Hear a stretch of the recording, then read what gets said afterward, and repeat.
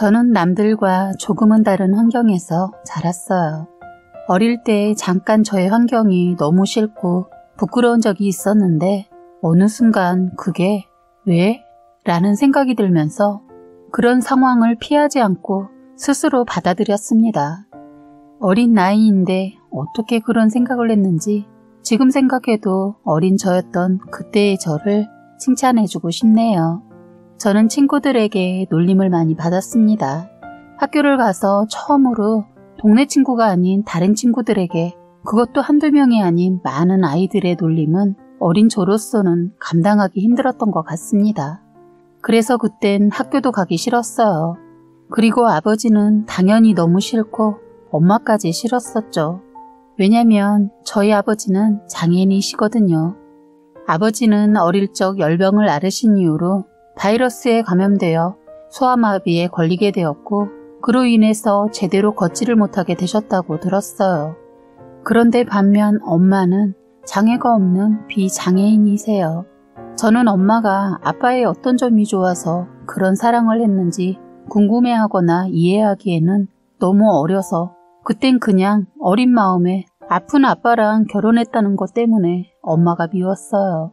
제가 친구들에게 창피를 당하면서 놀림을 심하게 당하니까 더 그랬던 것 같아요. 제일 기억에 남는 것이 초등학교 입학식 때였습니다. 운동장에 애들이 모여있고 학부모님들도 함께 오셔서 애들 주변에 몰려 있잖아요. 그런데 선생님들부터 해서 어린 친구들까지 모두 저, 엄마 그리고 아빠가 걸어오는 것을 보고 저희 쪽을 보면서 저희 아빠를 힐끗힐끗 쳐다보더라고요. 그리고 저까지 따가운 시선으로 쳐다보는 것을 느낄 수가 있었습니다. 그날 이후로 아이들은 저를 보면 놀려댔어요. 입학식 때 아버지와 엄마, 제가 함께 있는 것을 본 아이들은 저를 기억하고 학교에서 저를 보면 다른 반 애들까지 저희 반으로 찾아와 쟤네 아빠 장애인이야 라고 놀려댔어요. 처음에 이 말을 듣고 정말 당황을 했고 어린 나이에 많은 충격을 받았어요. 동네에서 한두 명의 아이들에게 놀림을 받다가 수십 명의 아이들에게 돌아가면서 놀림을 당하니까 화가 너무 나더군요. 그래서 아이들에게 처음에는 화를 냈어요. 워낙 몇 년간 동네 친구들에게 놀림받다 보니 단련된 것도 있고 제 스스로 아픔을 겪을 때 다스리는 법을 알았던 것 같아요. 나중에는 왜 내가 화를 내야 하지? 저 아이들이 우리 아빠에 대해서 뭘 안다고? 왜 저렇게 놀릴까? 라는 생각이 들어서 나중에는 제가 놀리는 아이들에게 그랬어요. 그래, 우리 아빠 몸이 불편하셔. 하지만 난 우리 아빠가 세상에서 가장 착하고 날 사랑해 주시는 사람이라는 걸 알고 있어. 너희들이 보기에는 몸이 불편한 장애인으로 보일 테지만 나에게는 가장 소중한 부모님이야. 그래서 난 너네가 날 놀려도 아무렇지 않아. 그리고 착한 사람을 자꾸 욕하면 지옥 간다고 했는데 지옥 가고 싶으면 계속 놀려. 라고 했더니 어린 나이여서 그랬나 봅니다. 그게 통하더라고요. 그 이후로는 저를 놀리는 아이들이 많이 줄었어요. 저의 당참도 한몫했고요. 그 이후로도 중학교, 고등학교를 다니는 학창 시절 내내 저는 부모님 때문에 놀림을 자주 당했지만 그럴수록 저는 저희 부모님을 부끄러워하지 않고 당당하게 같이 다녔습니다. 못된 아이들이 저를 아빠가 장애를 가진 것으로 놀려대도 제가 아무렇지 않아 하는 모습을 계속 보이니까 나중에는 자기들이 제 풀에 못 이겨 괴롭힘을 그만두더군요. 그런데 학교에서 흔히 좀 논다는 언니들이 있었는데 제 집안 사정을 안 그 언니들이 저를 만만하게 보고 저에게 돈을 뺏으려고 했어요. 저에 대해 잘 모르더군요. 선배년 하나가 제 뺨을 한 대 때리면서 돈 내놓으라고 하더군요. 그러면서 너 내 말 못 알아쳐먹냐? 야, 네 아빠 병신이라며. 네 아빠가 병신이니까 너도 그러냐? 막 비웃으면서 저에게 그러는 거예요. 끝까지 저는 참으려고 했습니다. 그런데 아빠 욕하는 것에 분노해서 저도 모르게 폭력을 휘둘렀어요. 선배라는 연들이 3명 있었는데 저도 많이 맞긴 했지만 죽기 살기로 싸워서 거의 반 죽여놨어요. 어렸을 때부터 아빠가 여자도 자기 몸은 혼자서 지킬 수 있어야 한다며 운동을 하라고 하셔서 몇 년간 합기도를 배웠었거든요. 운동을 해서 그런지 선배들과 싸울 때 저도 모르게 손발이 움직이면서 선배들을 많이 때렸던 것 같아요. 이 일 때문에 학교가 발칵 뒤집혀졌네요.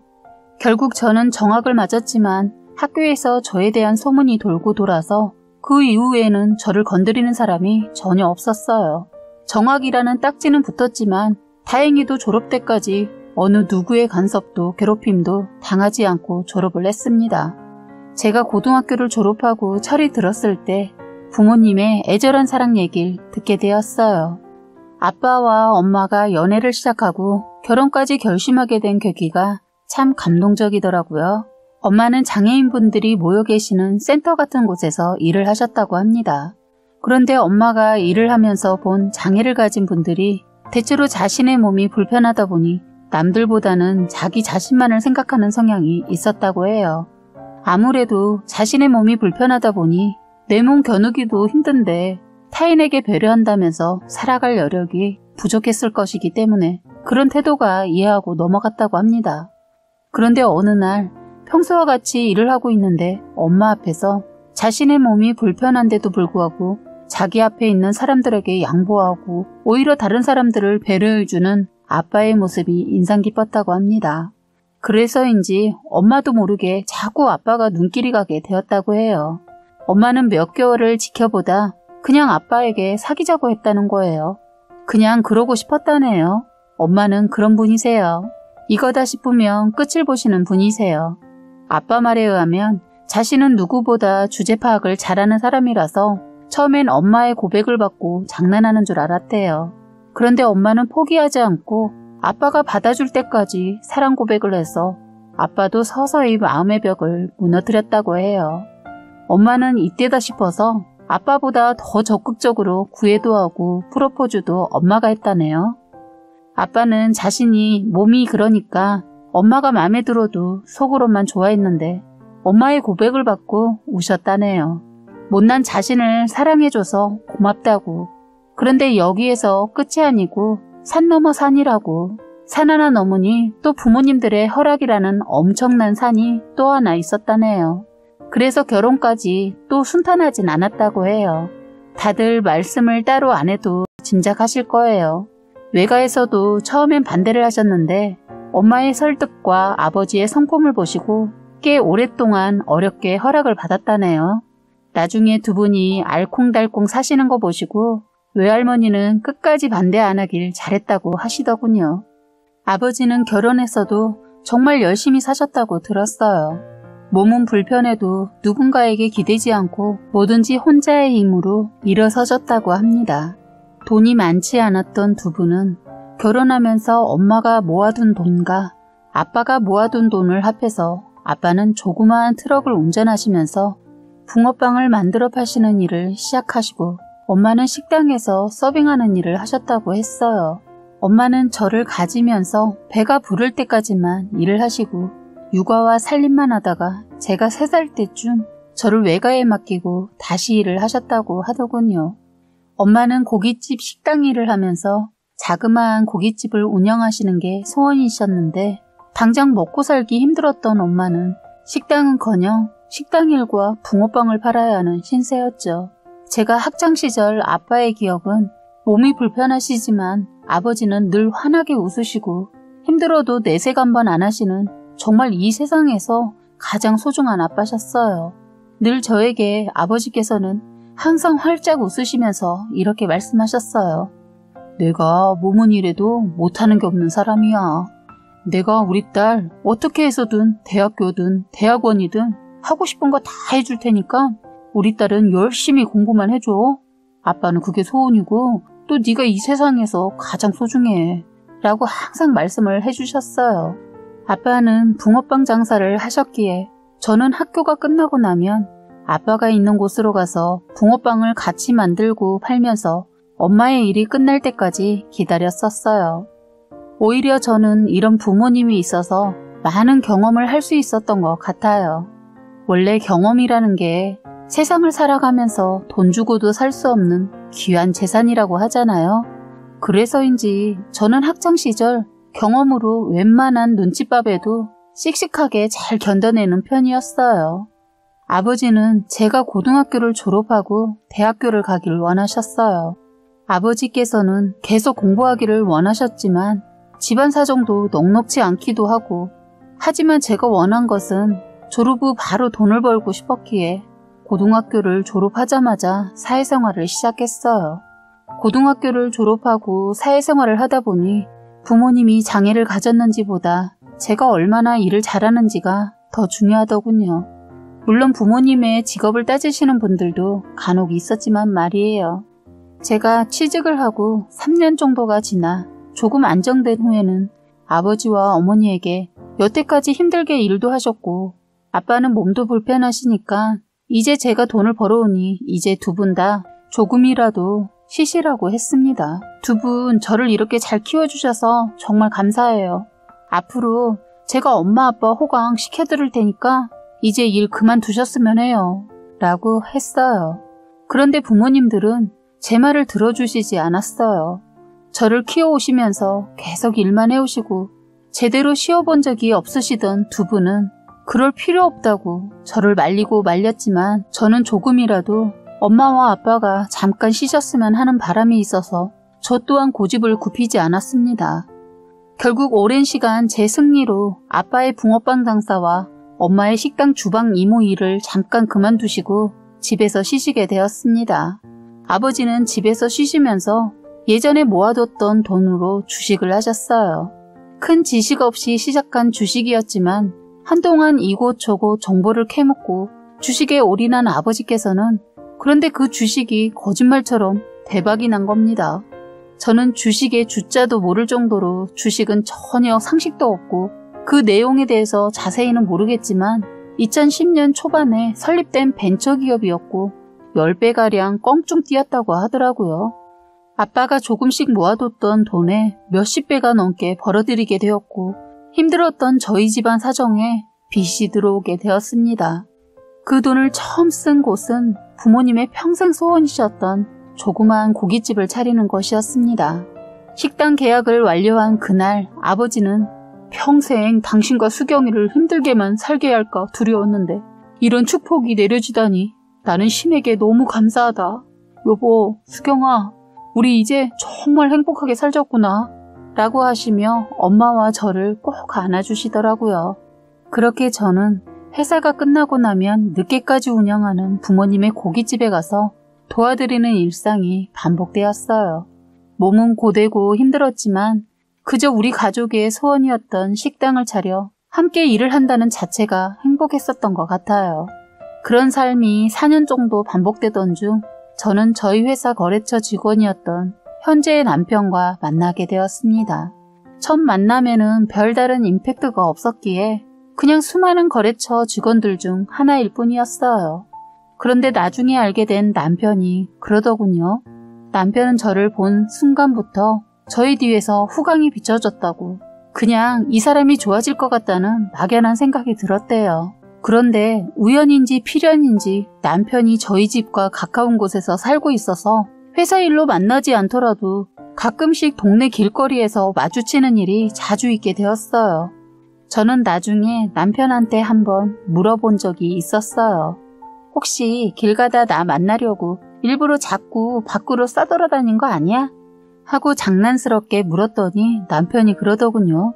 사실 처음 길가에서 마주쳤을 땐 이런 우연이라는 생각이 들면서 자꾸 마주치게 되다가 못 보게 될 때는 괜히 서운하고 생각이 났었다고 해요. 괜히 진짜로 나갈 일이 없어도 집에서 나와 길을 거닌 적도 있었다고 합니다. 저를 보기 위해서는 식당을 가게 되면 되는데 매일 가서 고기를 먹을 수도 없고 그렇다고 가게 앞에서 서성이는 것도 미친놈으로 생각할까봐 그렇게는 못했다고 하더라고요.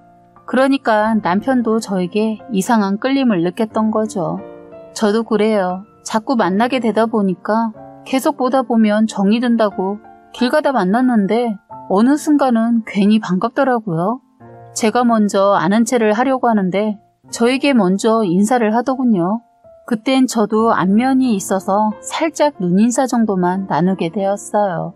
괜히 반가운 척을 과하게 하면 저를 이상한 여자라고 생각할까 봐요. 그런데 그렇게 길에서 몇 번 인사를 하고 자꾸 얼굴을 마주치다 보니까 어느새 제가 먼저 인사를 하더군요. 괜히 반가운 거예요. 왜 그랬는지는 모르겠는데 그렇게 가까운 거리도 아닌 거리에서 그 사람이 걸어오고 있으면 괜히 반가워서 그 사람을 향해 제가 웃고 있더라고요. 속으로 나 왜 이러니? 저 사람이 널 뭐라고 생각하겠니? 너무 티나게 반가운 척 하지 마. 이번엔 네가 먼저 아는 체 하지 마. 라고 주문을 외우는데도 성격인지라 먼저 어디 가세요? 먼저 말을 걸었더니 그 사람도 저에게 화난 표정을 하면서 묻더군요. 어디 가시는 길인가요? 제가 묻는 말에 답은 안 하고 되려 저한테 묻더라고요. 뭐예요 동문서답을 하면서 별 말을 나누지도 않았는데 자꾸 웃음이 나와서 웃었더니 이 사람이 저보고 참 성격이 좋으신 것 같아요. 일하면서도 느꼈지만 볼 때마다 그런 생각이 들어요. 제가 아는 사람들보다 다른 것 같아요.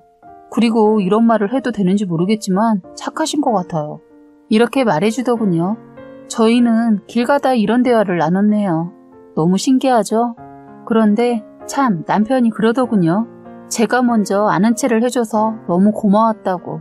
자기도 말을 먼저 걸고 싶은데 용기가 나지 않았는데 환하게 먼저 웃어주면서 다가와줘서 남편이 자신도 모르게 환하게 웃게 되었다고 했어요. 저희는 그럼 몇 마디 길에서 나누다 그날은 남편이 용기를 내서 손도 벌벌 떨고 입도 벌벌 떨면서 남편이 저의 연락처를 묻더군요. 동네도 가까운데 가끔 술친구 해줄 거냐고 하는 거예요. 저는 흔쾌히 연락처를 주었어요. 그랬더니 몇 번 술자리를 만들어 술을 먹자는 연락이 왔더군요. 그렇게 해서 거래처의 직원이 아닌 사적으로 연락을 하는 친한 사이가 되었어요. 그러다 저희는 술친구가 아닌 연우 연인처럼 데이트 약속을 잡아 따로 바깥에서 만나게 되었습니다.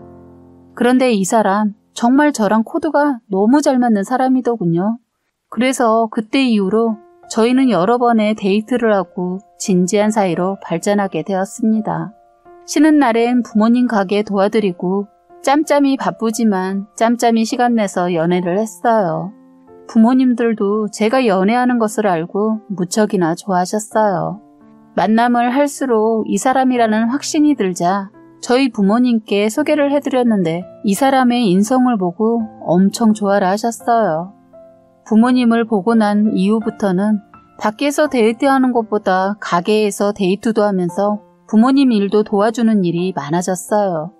제가 데이트를 하면서도 부모님 걱정을 하니까 저를 배려해주는 것 같았어요.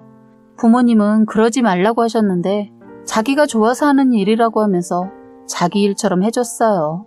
아버지는 결혼 전 남편의 그런 모습을 보고 됐다, 사람이 됐어. 우리 딸 수경이가 사람 볼 줄을 아네. 아주 정신이 건강한 청년이야. 아빠는 이제 아무 바람 없다 하셨어요. 아빠는 사실 자신의 모습 때문에 행여나 저의 길에 방해가 되지는 않을까 고민을 많이 하셨는데 그런 거 전혀 개의치 않고 저만 바라보며 사랑해준 남편을 엄청 마음에 들어 하셔서 저보다 더 이뻐하신 것 같았어요. 아들 하나 더 생긴 것 같다고 좋아하셨어요. 그렇게 제 일과 연애 그리고 부모님 도와주는 일까지 하면서 살다 보니까 시간이 빠르게 흘러가는 줄도 몰랐는데 저희 사이에서 어느 날 결혼 얘기가 나오게 되었어요. 그런데 결혼 얘기가 나오자 저는 많은 걱정, 고민을 하게 되었어요. 아직 결혼 전에 남자 쪽은 전혀 저희 집 사정을 모르고 있었기 때문에 어떻게 이걸 풀어나가야 할지 고민이었어요. 그런데 혹시라도 아빠 장애 때문에 결혼을 반대한다면 극단적인 생각도 하고 있었어요. 남편한테는 말하지 않았지만 헤어지는 것도 생각을 했던 것 같아요. 남편은 처음에 제 회사의 거래처 직원이었을 때는 저희 가정설을 전혀 몰랐지만 가게에 와서 식사를 했을 때 저희 아빠를 보면서 그때 당시 남자친구였던 남편은 그런 것을 신경 쓰지 않은 눈치였어요. 그냥 자연스럽게 받아들였던 것 같아요. 그래서 연애를 시작하기 전에도 시작하고 나서도 저희의 대화에서 아빠의 장애에 관한 얘기는 언급이 될 일이 없었어요. 그런데 결혼 얘기가 나오면서부터 아빠의 얘기가 나오기 시작했어요. 참 많은 고민 끝에 결혼을 준비하게 되면서 시부모님을 찾아뵙게 되었습니다. 처음 시부모님을 만나 뵈러 가는 날, 제가 가진 가장 예쁘고 비싼 원피스를 입고 남편의 어머님 집을 가게 되었어요. 예비 시어머니는 저의 모습을 보고 너무 이쁘시다, 말로만 들었는데 실물 보니까 엄청 이쁘네 하시는데 저를 마음에 들어 하시는 것 같았어요. 감사합니다. 나름 제 옷 중에 제일 비싸고 이쁜 옷으로 신경 쓴다고 하고 왔는데 이쁘게 봐주셔서 기분 좋네요. 너무 떨려서 그냥 속에 있는 말이 다 나왔어요. 이런 저의 모습을 보고 떨지 말라고 하시면서 제 등을 쓰다듬어 주셨어요. 저는 그때 이 사람도 따뜻한 사람인데 역시 부모님을 닮아서 그렇구나 생각했어요. 첫인상은 참 좋았어요. 그렇게 차를 마시면서 저에 대해 이런저런 얘기를 물으시다가 부모님이 뭐 하시느냐고 얘기가 나오더군요. 그래서 저는 솔직하게 부모님은 자그마한 식당 하나 하시고 계십니다 라고 했어요. 시부모님들은 저희 부모님께서 식당을 운영한다고 하니까 입가가 올라가더군요. 거기에다 저 또한 번듯한 직장에 다니고 있다고 하니까 마음에 드셨던 모양인지 그땐 더 환하게 치아가 다 드러나도록 웃으시더군요. 아주 만족하시다는 표정이었어요. 저는 시부모님을 찾아뵙기 전에는 아빠의 장애를 시부모님께 알려야 하는지에 대해 걱정과 고민을 했었는데 저의 결론은 굳이 알려야 하나였습니다. 저랑 남편이 좋으면 됐다는 판단이었어요. 저희 아버지의 장애가 크게 걸림돌이 될 거라고 생각하지 않았기에 아버지에 대해 말씀을 드리지 않았습니다. 그런데 저의 판단이 짧았던 것일까요? 시부모님들은 아버지의 장애를 받아들이지 못했어요. 아빠의 장애를 모르고 계셨을 때는 그날 시부모님과 저 남편과 함께 처음 본 사이라고는 믿을 수 없을 만큼 즐겁게 시간을 보냈어요. 그래서 그런가 남편은 시부모님과 제가 잘 지내는 것이 너무 좋아서 그날 이후 시부모님과의 식사 자리를 자꾸 만들었어요. 그리고 남편이 저희 부모님과도 근사한 곳에서 식사 자리를 여러 번 가지기도 하고 그렇게 저희는 서로의 집안에 서서히 스며들기 시작했어요. 그러면서 본격적인 결혼 준비를 위해 상견례 날짜를 잡게 되었습니다. 상견례 날짜가 다가오게 되었고 저희 부모님과 시부모님이 함께 만나게 되었어요. 약속 장소에는 시부모님이 먼저 도착해 계셨던 상태였고 조금 지나서 저희 가족이 들어가게 되었어요. 그런데 시부모님께서는 쩔뚝거리며 들어오시는 저희 아버지를 보고는 얼굴이 굳으시더군요. 남편 또한 저와 마찬가지로 아빠의 장애에 대해 보통 사람들과 남다를 거 없다고 판단했기에 부모님께 말씀드리지 않았다고 했어요. 그런데 전혀 저희 아빠 상황을 몰라서였는지 시아버지 저희 아빠한테 악수도 청하지 않으셨어요. 아버님이 저희 아빠보다 2살 많으셔서 아버지는 먼저 악수를 청하지 않았는데 예비 시아버지는 악수도 안 하고 아버지를 보자마자 저희 아버지가 자리에도 앉기 전에 앉아서 딱 한마디 그거 하고 조용히 입 닥치고 있었어요. 목발 짚고 있어서 악수 청하지도 못하겠네. 거참 허허. 저 그 자리 박차고 나와버리고 싶어서 엉덩이를 들썩였는데 아빠가 제 손을 잡아주었어요. 그 안에 있는 모든 사람들이 느낄 정도의 무한함은 저를 열받게 했어요. 저의 아버지를 깔고 가는 그 기분이 결혼이고 뭐고 안 하고 싶었어요. 저로 인해 상처받고 있는 아버지께 죄송했어요. 아버지가 제 손을 너무 세게 잡고 있어서 참고 있으려고 노력했어요. 시어머니도 당황한 표정을 감추지 못하고 갑자기 시어머니가 실례되는 말씀이지만 수경씨, 아버지 다리가 조금 불편하신가 봐요? 물어보시더군요. 아빠는 이미 저희 시댁에서 다 알고 있는 줄 아시고 나오신 건데 시어머니의 질문에 아빠 역시 당황해 하시면서 저를 보셨어요. 그래서 저 또한 아빠 손을 잡아주면서 제가 아빠 대신 네, 어렸을 적에 열병을 앓으셔서 소아마비에 걸리셨어요. 한쪽 다리가 조금 불편하시긴 하지만 일상생활에 지장이 있을 정도는 아니에요. 라고 말씀드렸습니다. 그랬더니 시어머니 표정은 처음 뵀었던, 그러니까 지금까지 봐왔던 그런 모습과는 전혀 다른 표정을 하시더군요. 더 기분 나빴던 건 멋있은 표정을 하시면서 아, 그렇구나 하시고는 말씀을 하지 않으시더군요.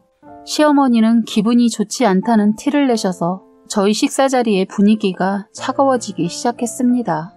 그래서 엄마가 남편한테 부모님께 말씀을 드리지 않았나? 자네 부모님 표정을 보니 전혀 모르고 있는 것 같은데. 남편은 전혀 당황하지 않고 차분하게 네 어머니 말씀드리지 않았어요. 장애가 뭐 문제가 되나요? 하면서 자기 엄마를 보면서 엄마 왜 그래? 난 엄마가 평소에도 봉사도 잘하고 저한테도 늘 하셨던 말이 있어서 전 그냥 엄마가 받아들일 거라고 생각했는데 제가 엄마를 잘못 알고 있는 거예요? 하자 시어머니는 억지로 웃는 표정을 지으시더니 그래? 누가 뭐래? 하면서 식사를 하는데 정말 기가 차고 웃겨서 제가 지금까지 어머님 하면서 따른 게 참 소름 돋을 정도였습니다. 시아버지 또한 식사 내내 굳은 표정을 하시고 한마디 안 하셨어요. 엄마는 애써 심착하려고 애쓰셨어요. 충분히 사돈 쪽에서 몰랐다면 그럴 수 있다라고 이해하려고 하는 것 같았어요. 그런데 말을 너무 심하게 하니까 그게 아버지한테 상처가 될까봐 신경을 쓰고 있는 것 같았어요. 엄마는 내신 아빠를 바라보면서 눈으로 괜찮아? 묻는 것 같았어요. 엄마는 그런 상황에서 한 소리 하고 싶으신 표정이었으나 딸이 사위를 좋아하고 사위 또한 딸을 아끼고 사랑하는 걸 그 누구보다 알기 때문에 참으시는 것 같았어요. 그 모습을 보고 있는데 너무 가슴이 아팠어요. 그런데 갑자기 시어머니 소아마비, 전염병, 모르겠다. 이 말에 엄마가 이성을 잃었어요. 난 사위가 너무 인성이 좋아서 사위의 부모가 누구인지 많이 궁금하고 기대했는데 실망입니다. 어떻게 이런 부모 밑에서 저런 자식이 나왔을까요? 저는 부모님들이 장애인들이나 부러운 이웃 도우는 일에 적극적이라는 말을 듣고 대단하시다는 분이라고 생각하면서 너무 기대하고 나왔는데 참 사람이 이래서 겪어봐야 한다고 하는가 봅니다. 겉으로 보여지는 게 다가 아니다라는 말을 실감하게 하네요. 지금까지 하고 다니던 봉사가 다 가식이었던 겁니까? 남한테는 장애가 별거 아니라고 생각하시는데 막상 가족이 그렇다니까 못 받아들이는 거냐고요. 아무리 그렇다 쳐도 어떻게 면전에 두고 그런 심한 막말을 할 수가 있죠? 장애가 전염병이라도 되냐고요? 사람을 왜 하급으로 보냐고. 잘났으면 얼마나 잘났길래 나 애들 위해 지금 가시방석인 거 참고 있었는데 이건 아닌 것 같네요. 이런 집구석에 우리 딸이 들어가 얼마나 개고생할지 뻔해서 저는 내 딸 그 집에 시집 못 보냅니다. 엄마는 화가 나셔서 떨리는 목소리로 말하셨어요. 그러자 시어머니 그러시죠. 저도 바라는 바입니다. 어떻게 격떨어져. 하자 엄마가 시어머니 말이 떨어지기 무섭게 이게 말로는 안 되는구나. 뭐 병? 뭐 격떨어져? 야, 네가 가진 게 많으면 얼마나 많고 내세울 게 많으면 얼마나 많은지는 모르겠지만 인생 그렇게 살면 안 되지. 말이라는 게 입 밖으로 낼 게 있고 내지 말아야 할 게 있는 거야. 넌 이게 답인 것 같다. 하면서 저희 엄마가 시어머니보다 키가 훨씬 크신데 그날 평소에 신지 않는 굽있는 신발까지 신어서 키가 170 정도였는데 시어머니는 완전 단신이라 150 조금 넘은 것 같았어요. 그런 시어머니를 저희 엄마가 가만두지 않았어요. 그날 시어머니 역시 멋을 있는 대로 내고 나와서 고데기로 이쁘게 말아올린 머리는 엄마에게 아주 유리했죠. 엄마는 가슴에 참 흘린 3번 새기고 화를 억누르고 있다가 결정적인 일이 터지면서 그 화를 다 품어냈어요. 엄마가 워낙 손이 커서 틀어올린 머리 잡기에 딱이었어요. 저희 엄마가 시어머니 한 손으로 꽉 잡았어요. 예비 시어머니도 자기도 당할 수 없어서 그런지 엄마 머리를 잡으려고 했어요. 그런데 키 차이 때문에 잡기에는 역부족인 거 알고 포기하고 저희 엄마 옷을 같이 잡았지만 저희 엄마는 있는 힘껏 시어머니 머리를 잡아채서 바로 돌려버렸더니 꼬꾸라지더라고요. 엄마는 평소에 화를 잘 내지 않는데 한번 화가 나시면 아무도 못 말리는데 그날이 그날이었네요. 예비 시아버지도 단신이신데 놀랐는지 엄마에게 달려들었다가 나가 떨어졌어요. 그래도 남자인데 어떻게 저럴 수 있지 했네요. 꼴이 아주 우스웠어요. 한순간에 나가 떨어진 시아버지는 엄살을 부리며 쇼를 했어요. 너 이 여자 사람 잡네. 너 돈 많아? 너 내가 콩밥 먹인다. 너 감히 내가 누구인데 이딴 짓을 해? 하더군요. 시아버지요, 아무것도 아니에요. 그냥 허세가 가득한 분이신 것 같았어요. 돈 좀 있다고 뻐기고 다니시는 그런 분이세요. 그나마 시어머니는 괜찮다고 생각했는데 이분도 시간을 가지고 보니 이런 분이셨네요. 이래서 사람은 사계절을 다 지켜봐야 한다고 하는가 봅니다. 그렇게 해서 상견례 자리가 싸움으로 인해 난리가 아니었어요. 저도 이미 화가 나 있어서 말릴 생각 없었어요. 남편도 자기 부모가 잘못한 거 아니까 지켜보다가 나가 떨어진 아버지한테 그러더군요. 왜들 그러세요? 부끄럽습니다. 저는 아버지가 어머니가 이런 분들인지 몰랐네요. 정말 실망이에요. 하자 시아버지, 뭐야 이 자식아? 너는 부모가 저 여자한테 맞고 있는데 멀뚱히 보고만 있어? 싸가지 없는 새끼. 넌 내 자식 아니야. 당장 내 집에서 나가. 너 같은 자식을 자식이라고. 넌 오늘 내가 먼저 버린다. 하면서 시어머니한테 가자고 하고선 나가버리셨어요. 남편은 부모님 이렇게 가버리면 결혼이고 뭐고 안 될 것 같아 자기 부모님을 쫓아갔어요. 저도 어느 정도 저희 부모님께 말하고 남편을 뒤따라갔어요. 주차장으로 가봤더니 주차장이 떠나갈 정도로 시어머니 열변을 토해내면서 남편과 시어머니가 말다툼을 하고 있더군요. 너 어떻게 엄마한테 애 부모가 장애인인 거를 얘기 안 할 수가 있니? 뭐 어때서? 몸이 조금 불편할 수도 있는 거고 내가 수경이랑 결혼하는데 그게 무슨 상관이야? 소아마비 유전되는 거 몰라? 네 나중에 네 자식 낳았는데 다리병신 태어나면 어떻게 하려고 그러는 거야? 엄마 좀 찾아보긴 했어? 소아마비는 유전되는 거 아니고 감염되는. 어디 가서 그런 말 하지 마. 무식하단 소리 들어. 그리고 요새는 예방접종해서 걸리지도 않아. 몰라. 난 반대야. 수경이 얘는 괜찮은데 이런 사실을 숨기고 있는 줄 몰랐네. 난 내 가족관계에 장애인이 있는 거 용납 못하니까 그런 줄 알아. 라고 하시더군요. 저는 이 모든 대화를 다 들어버린 상태였고 저에겐 사랑보다 저희 가족이 더 소중했기 때문에 저희 부모님을 이렇게 생각하는 사람을 부모로 둔 사람과 결혼하고 싶지 않더군요. 그래서 저는 이 모든 말들을 다 듣고 나서 가까이 다가가 저도 그렇게 생각하시는 분하고 가족 될 생각 눈꼽만큼도 없네요. 라고 말했더니 시어머니 저에게 그렇게 생각한다면 다행이다. 그래도 끝까지 결혼하겠다고 할까봐 걱정했는데 너라도 마음을 그렇게 먹었다니 안심하고 가마. 라고 하시더군요. 그런데 남편은 누구 맘대로? 난 절대 못 헤어져. 난 자기 없으면 안 돼. 난 아니야. 절대 포기하지 마. 일단 먼저 들어가 있어. 우리 시간을 가지고 생각하자. 제발. 우리 사이가 이렇게 쉽게 끝낼 사이야? 우리 오늘은 다들 힘이 들 거야. 그러니까 시간을 좀 갖자. 나 부모님하고 가서 얘기하고 이따 전화 줄게. 너도 부모님 모시고 가 있어. 말하더군요. 이 말을 들은 시어머니, 너 정신이 어떻게 됐어? 저희가 포기한다잖아. 너 이놈 너 부모가 더 중요하지 않아? 쟤는 지 부모를 택했잖아 이놈아. 이래서 자식 키워놔봤자 다 소용없다는 소리를 하는가 보다. 너 딴 자식을 낳고 내가 미역국을 먹었다. 이 새끼 너 진짜로 내 자식 아니야. 나 택시 타고 갈 거니까 저 집 데릴 사이가 되든 나가서 빌어먹든 알아서 해. 하고 저한테 넌 똑바로 해. 분명 네가 싫다고 했다. 말하자 남편은 난 모르는 소리야. 남편은 어떻게든 이 문제를 풀어보려고 노력했어요. 남편은 어떻게 말을 그렇게 쉽게 해? 라고 하며 제가 아닌 어머니에게 소리를 지르더라고요. 그리고는 엄마가 그렇게 함부로 결혼하라 말아라 얘기할 사람 아니야. 이 사람 오히려 나한테 엄청나게 가분한 사람이고 난 이 사람 너무 사랑해. 난 절대 엄마가 하라는 대로 못해. 아니 안 할 거야. 난 이 사람이랑 결혼할 테니까 그렇게 알아. 말하더군요. 그리고는 제 손을 잡고 식당 안으로 들어가려는데 갑자기 시어머니가 너 진심이야? 이렇게 들어가면 이제 넌 엄마 아들 아니다. 잘 생각해. 뭣도 아닌 여자 때문에 엄마한테 등 돌릴 건지. 라고 말씀하시는 겁니다. 그러자 남편은 시어머니에게 다가가 수경이 뭣도 아닌 여자 아니고 나는 오히려 엄마한테 실망했어. 몸이 불편하신 분이 아버지라고 결혼을 하지 말라고 말할 수 있는 거 그 자체가 너무 웃기고 어이가 없어. 장애를 가지고 싶어서 가진 것도 아니고 평생을 불편하게 살고 싶어서 그런 삶을 선택한 것도 아닌데 그런 사람들에게 배려라고는 보이지 않는 엄마의 태도에 난 엄마 아들이 하기 싫어졌어. 하고는 제 손을 잡고 들어가려고 하더라고요.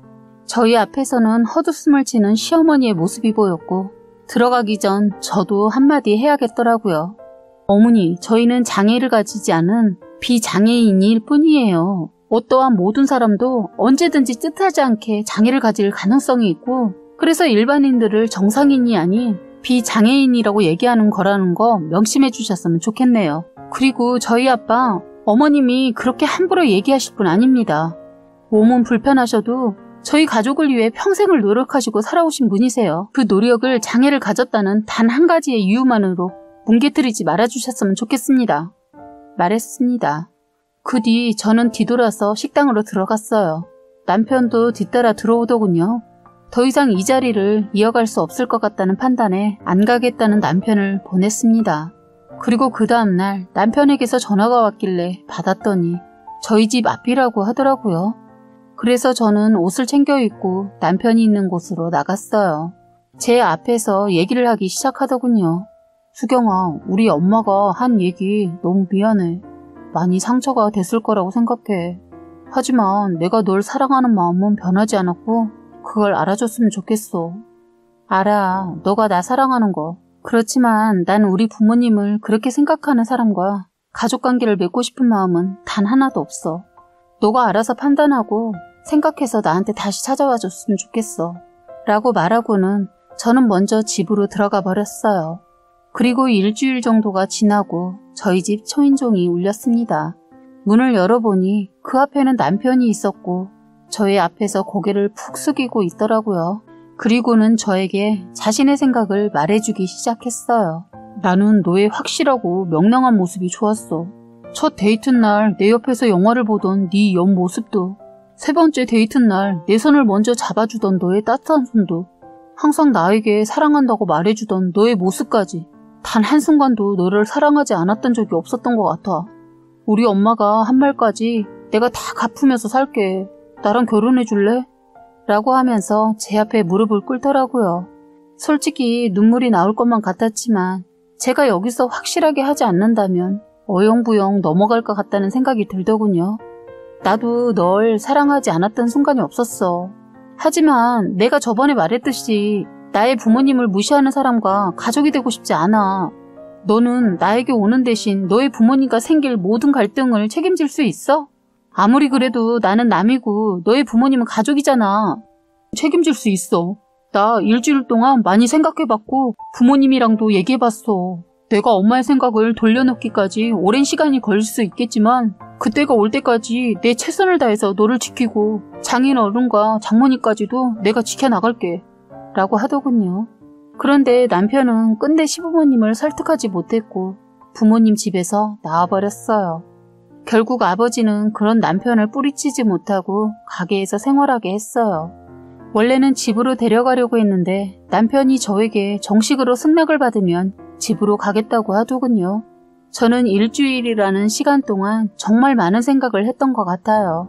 어떤 것이 옳은 것인지. 그런데 노력하는 남편 모습에 마음이 자꾸 흔들리게 되더군요. 그래서 저는 큰 결심을 하고 할 말이 있다고 문자를 보낸 후 가게에 찾아갔는데 불이 다 꺼져 있고 이 사람이 보이지 않는 거예요. 순간 이상한 생각과 함께 당황했는데 그때 부엌 쪽에서 케이크에 촛불을 붙여서 꽃다발과 함께 나오더니 프로포즈를 하는 거예요. 그 모습을 보면서 안도의 한숨과 감동의 눈물까지 나더군요. 저는 그 사람이 끼워준 반지를 받으면서 제가 결혼하자고 했어요. 그렇게 해서 저희는 갑자기 번갯불에 콩 구워 먹듯이 결혼 준비를 해나갔습니다. 저희는 원래 결혼식을 원하지 않았기 때문에 지인 한두 명 정도 모시고 싶은 분들만 모셔서 식사 대접을 하는 걸로 끝내게 되었어요. 물론 그 과정에서 시부모님께 연락하지 않았습니다. 그래서 지금도 시부모님과 따로 만나지도 않고 있으며 저희 부부와 저희 부모님만 자주 만나서 식사도 하고 여행도 다닙니다. 남편이 시간이 지나 부모님 얘기를 할지는 모르겠지만 전 나중에도 보고 싶지 않네요. 아직은 일어나지 않은 일 가지고 고민하지 않으려고요. 행복은 오늘 하루만 주어졌다 생각하고 열심히 오늘을 위해 살고 있습니다. 지금까지 여러분들의 행복한 사연을 읽어드리는 해바라기 사연방이었습니다. 구독과 좋아요, 알림 설정 꼭 부탁드리겠습니다. 안녕하세요. 요즘 김장철인데 다들 김장은 잘하고 계신지 모르겠네요. 저는 이번부터 김장 사서 먹기로 했습니다. 저도 몇 년 전부터 사서 먹을까 했는데 고지식한 고집센 시부모님 때문에 김장만큼은 담가서 먹고 있었습니다. 그런데 작년에 일이 터지면서 저는 이제 시댁에서 같이 하는 김장뿐만 아니라 다른 음식도 전혀 받아먹지 않으려고 작정하고 작년에 시댁과 대판했네요. 때가 때인 만큼 작년 일이 생각나서 글솜씨도 없는데 이렇게 글을 써봤네요. 그동안 지인들과 시댁 씹어왔는데도 성이 안 풀리네요. 우연히 사연을 읽어주는 곳을 알게 되어 다른 사람들의 삶도 들어보았는데 저보다 못한 삶을 살고 있는 이도 있고 정말 감동적인 사연도 있고 여러 가지 사연들을 접하게 되었는데 감동적인 사연을 접할 땐 제 삶이 너무 비교가 되어서 그런가 저의 힘들게 산 삶이 파노라마처럼 스쳐가더군요.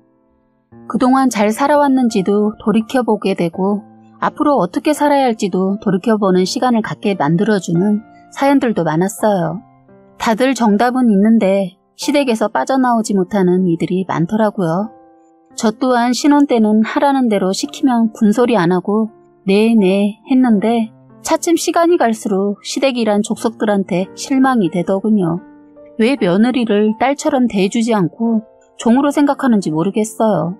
잘하면 고마운 줄 알아야 하는데 당연시 여기고 하나라도 더 시키려고 하고 이제 저는 예전처럼 살지 않습니다. 그냥 마음을 돌려먹었거든요. 시어머니 자기도 힘들게 시집살이 했으면서 꼭 대를 이으려고 하는 것 같아요. 제가 시댁에 처음 들어가서는 열심히 노력했습니다. 그랬더니 아유 편하다. 진짜 우리 진호 장가 보낼걸. 며느리가 있으니까 세상 편하네. 요리도 잘해서 내가 반찬뿐만 아니라 먹거리 걱정 안 해서 편하다.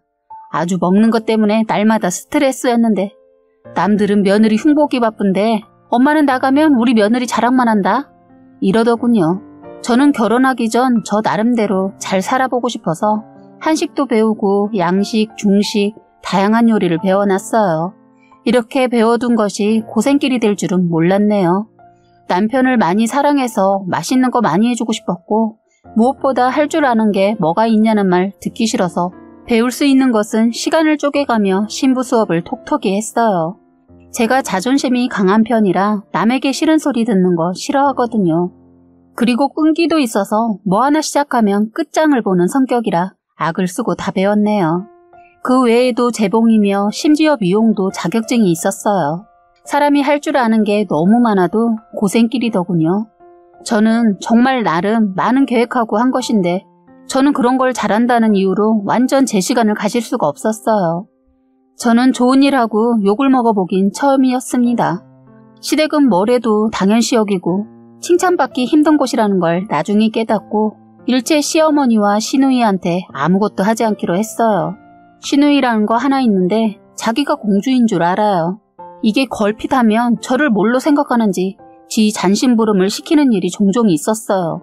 신혼 초에는 성질 같아서 다 뒤집어 엎어버릴까 했는데 좋은 게 좋다고 다들 알아가는 단계라 참았습니다.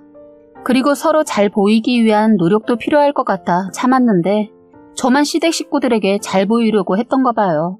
자기들은 다 한 가족이라고 생각하고 저는 남이라고 생각하는 것 같았어요.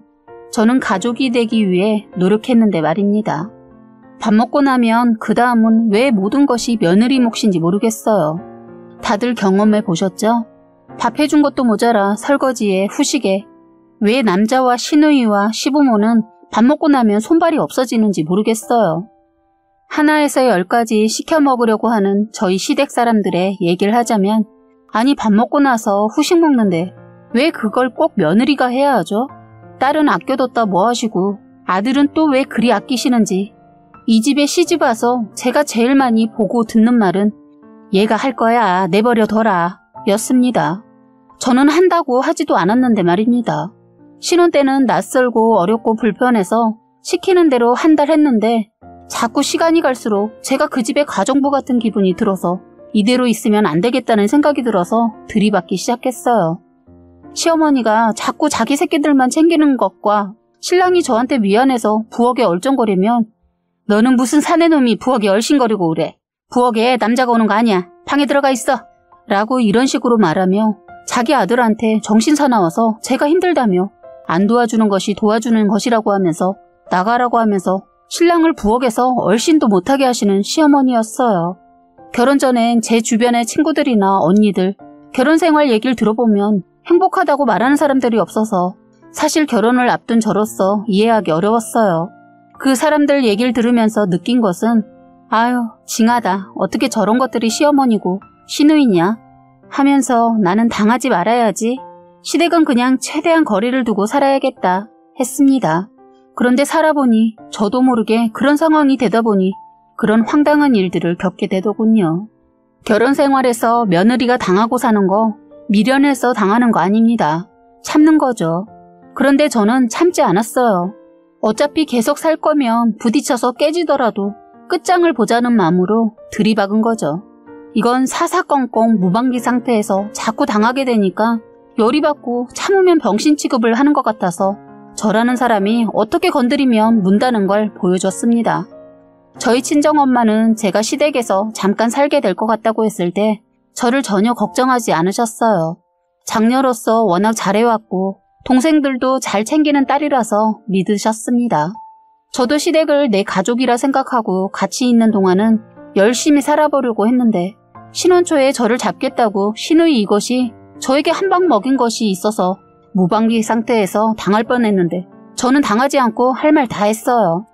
시누이에게 당할 뻔한 것은 저희 결혼하고 시댁에서 같이 3개월만 서로 정들게 같이 살다가 나가라고 해서 할 수 없이 신혼집을 두고 저희는 3개월쯤이야 하고 좋은 마음으로 시댁 식구들과 정 좀 붙이려는 마음으로 들어갔는데 생각지도 않게 3개월하고 조금 더 살게 되었습니다. 얘기를 하다 보니 또 생각나는 일이 하도 많네요. 이 일에도 기가 막힌 일이 있는데 먼저 시누이 얘기를 하자면 저희 생활비 얘기가 나와서 신랑이 50, 저 50에서 100만 원을 드렸어요. 그리고 용돈은 아버님, 어머님 따로 50씩 드렸어요. 원래 두 분 100만 원씩 드리려고 했는데 생활비를 내다 보니 부담이 되어서 그렇게 드렸어요. 매달 200씩 나가는 거 부담이 되더군요. 참 저희 친정에도 50을 드렸어요. 원래 다 100만 원씩 드릴 계획이었는데 차질이 생긴 거죠. 시댁에 생활비 낸다는 이유로 저희 엄마만 100을 드리는 건 왜 그런지 모르겠는데 눈치가 보였어요. 제가 벌어서 드리는 것인데도 그렇더군요. 어쨌든 식비로 100을 드리면서 살짝 조금 많은가 생각이 들면서 처음엔 신랑 30, 저 30을 했는데 어정쩡한 금액이 돼버리더라고요.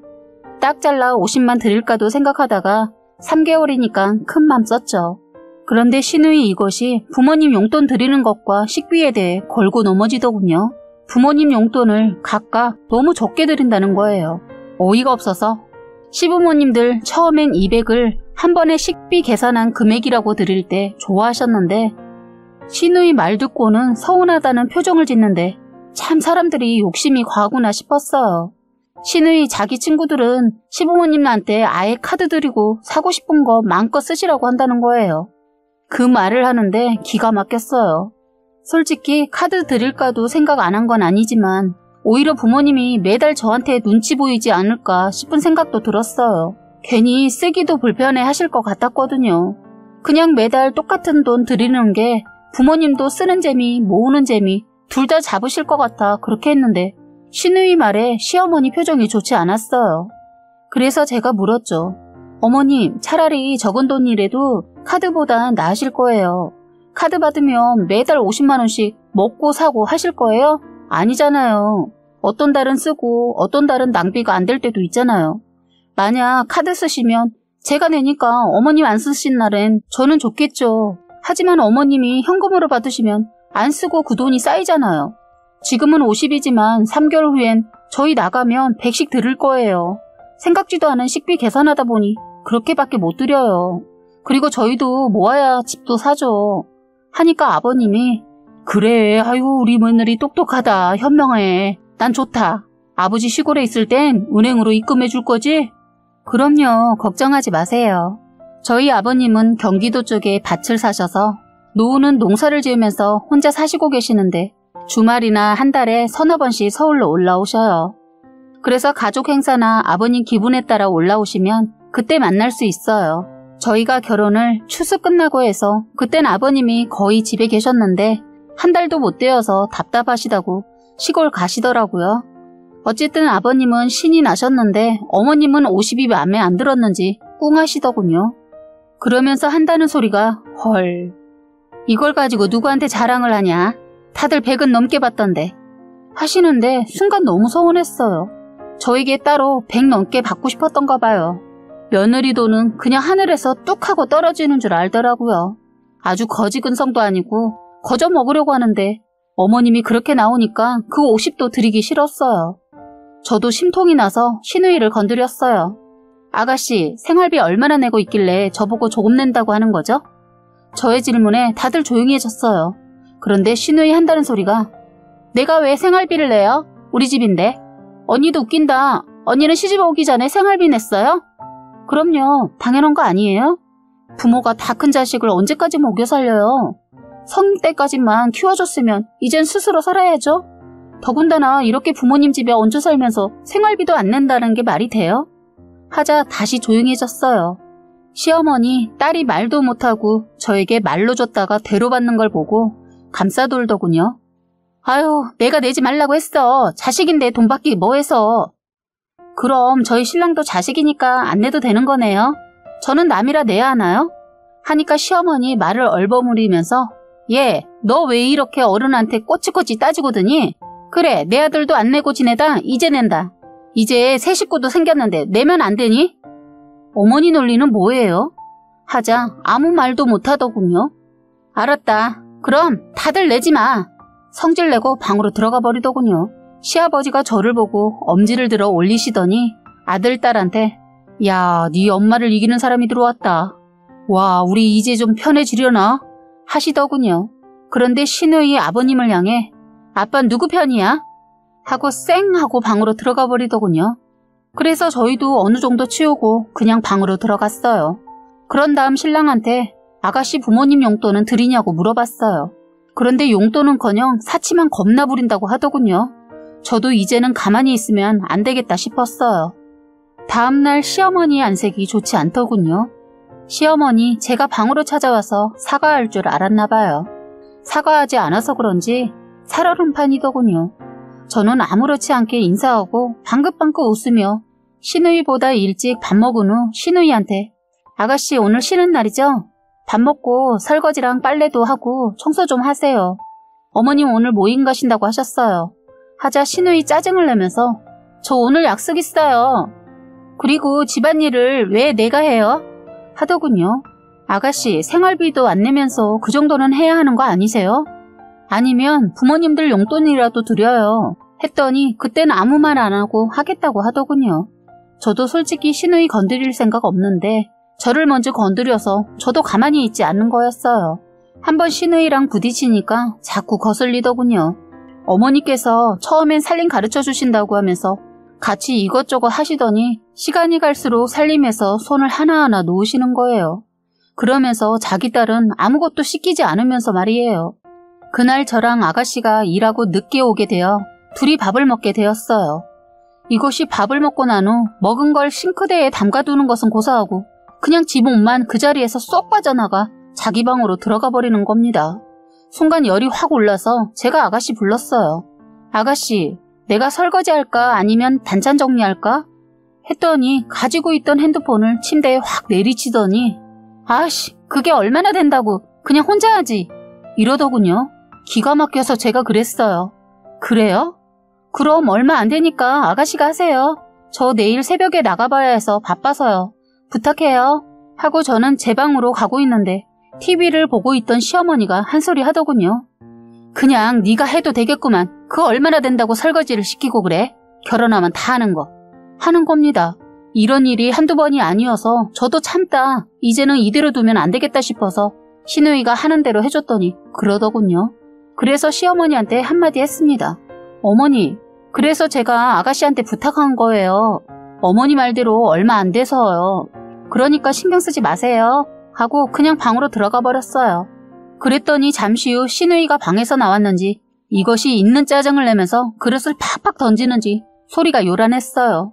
그러자 시어머니가 저 들으라는 소린지 큰 소리로 내버려둬. 엄마가 해. 그거 얼마나 한다고 힘들게 일하고 온 사람한테. 어른이면 어른 노릇을 해야지 하는 거예요. 안에서 듣고 있는데 화가 치밀어 올라서 밖으로 뛰쳐나가려 하는데 신랑이 제 손을 잡더군요. 그냥 있어. 괜히 일 크게 만들지 말고. 이럴 땐 가만히 있는 게 나아. 내가 우리 엄마 잘 알잖아. 이럴 땐 괜히 붙어봤자 네가 당해. 이러면서 저를 꼭 안아서 못 나가게 잡더군요. 그날은 제가 한번 그냥 넘겨줬어요. 그런데 이것이 그때 그걸 그냥 넘겨줬더니 신우이 이것이 이제는 옷 가지고 스트레스를 받게 하더군요. 사소한 드라이클리닝 이런 걸 가지고 말입니다. 세탁소에 맡겨달라고.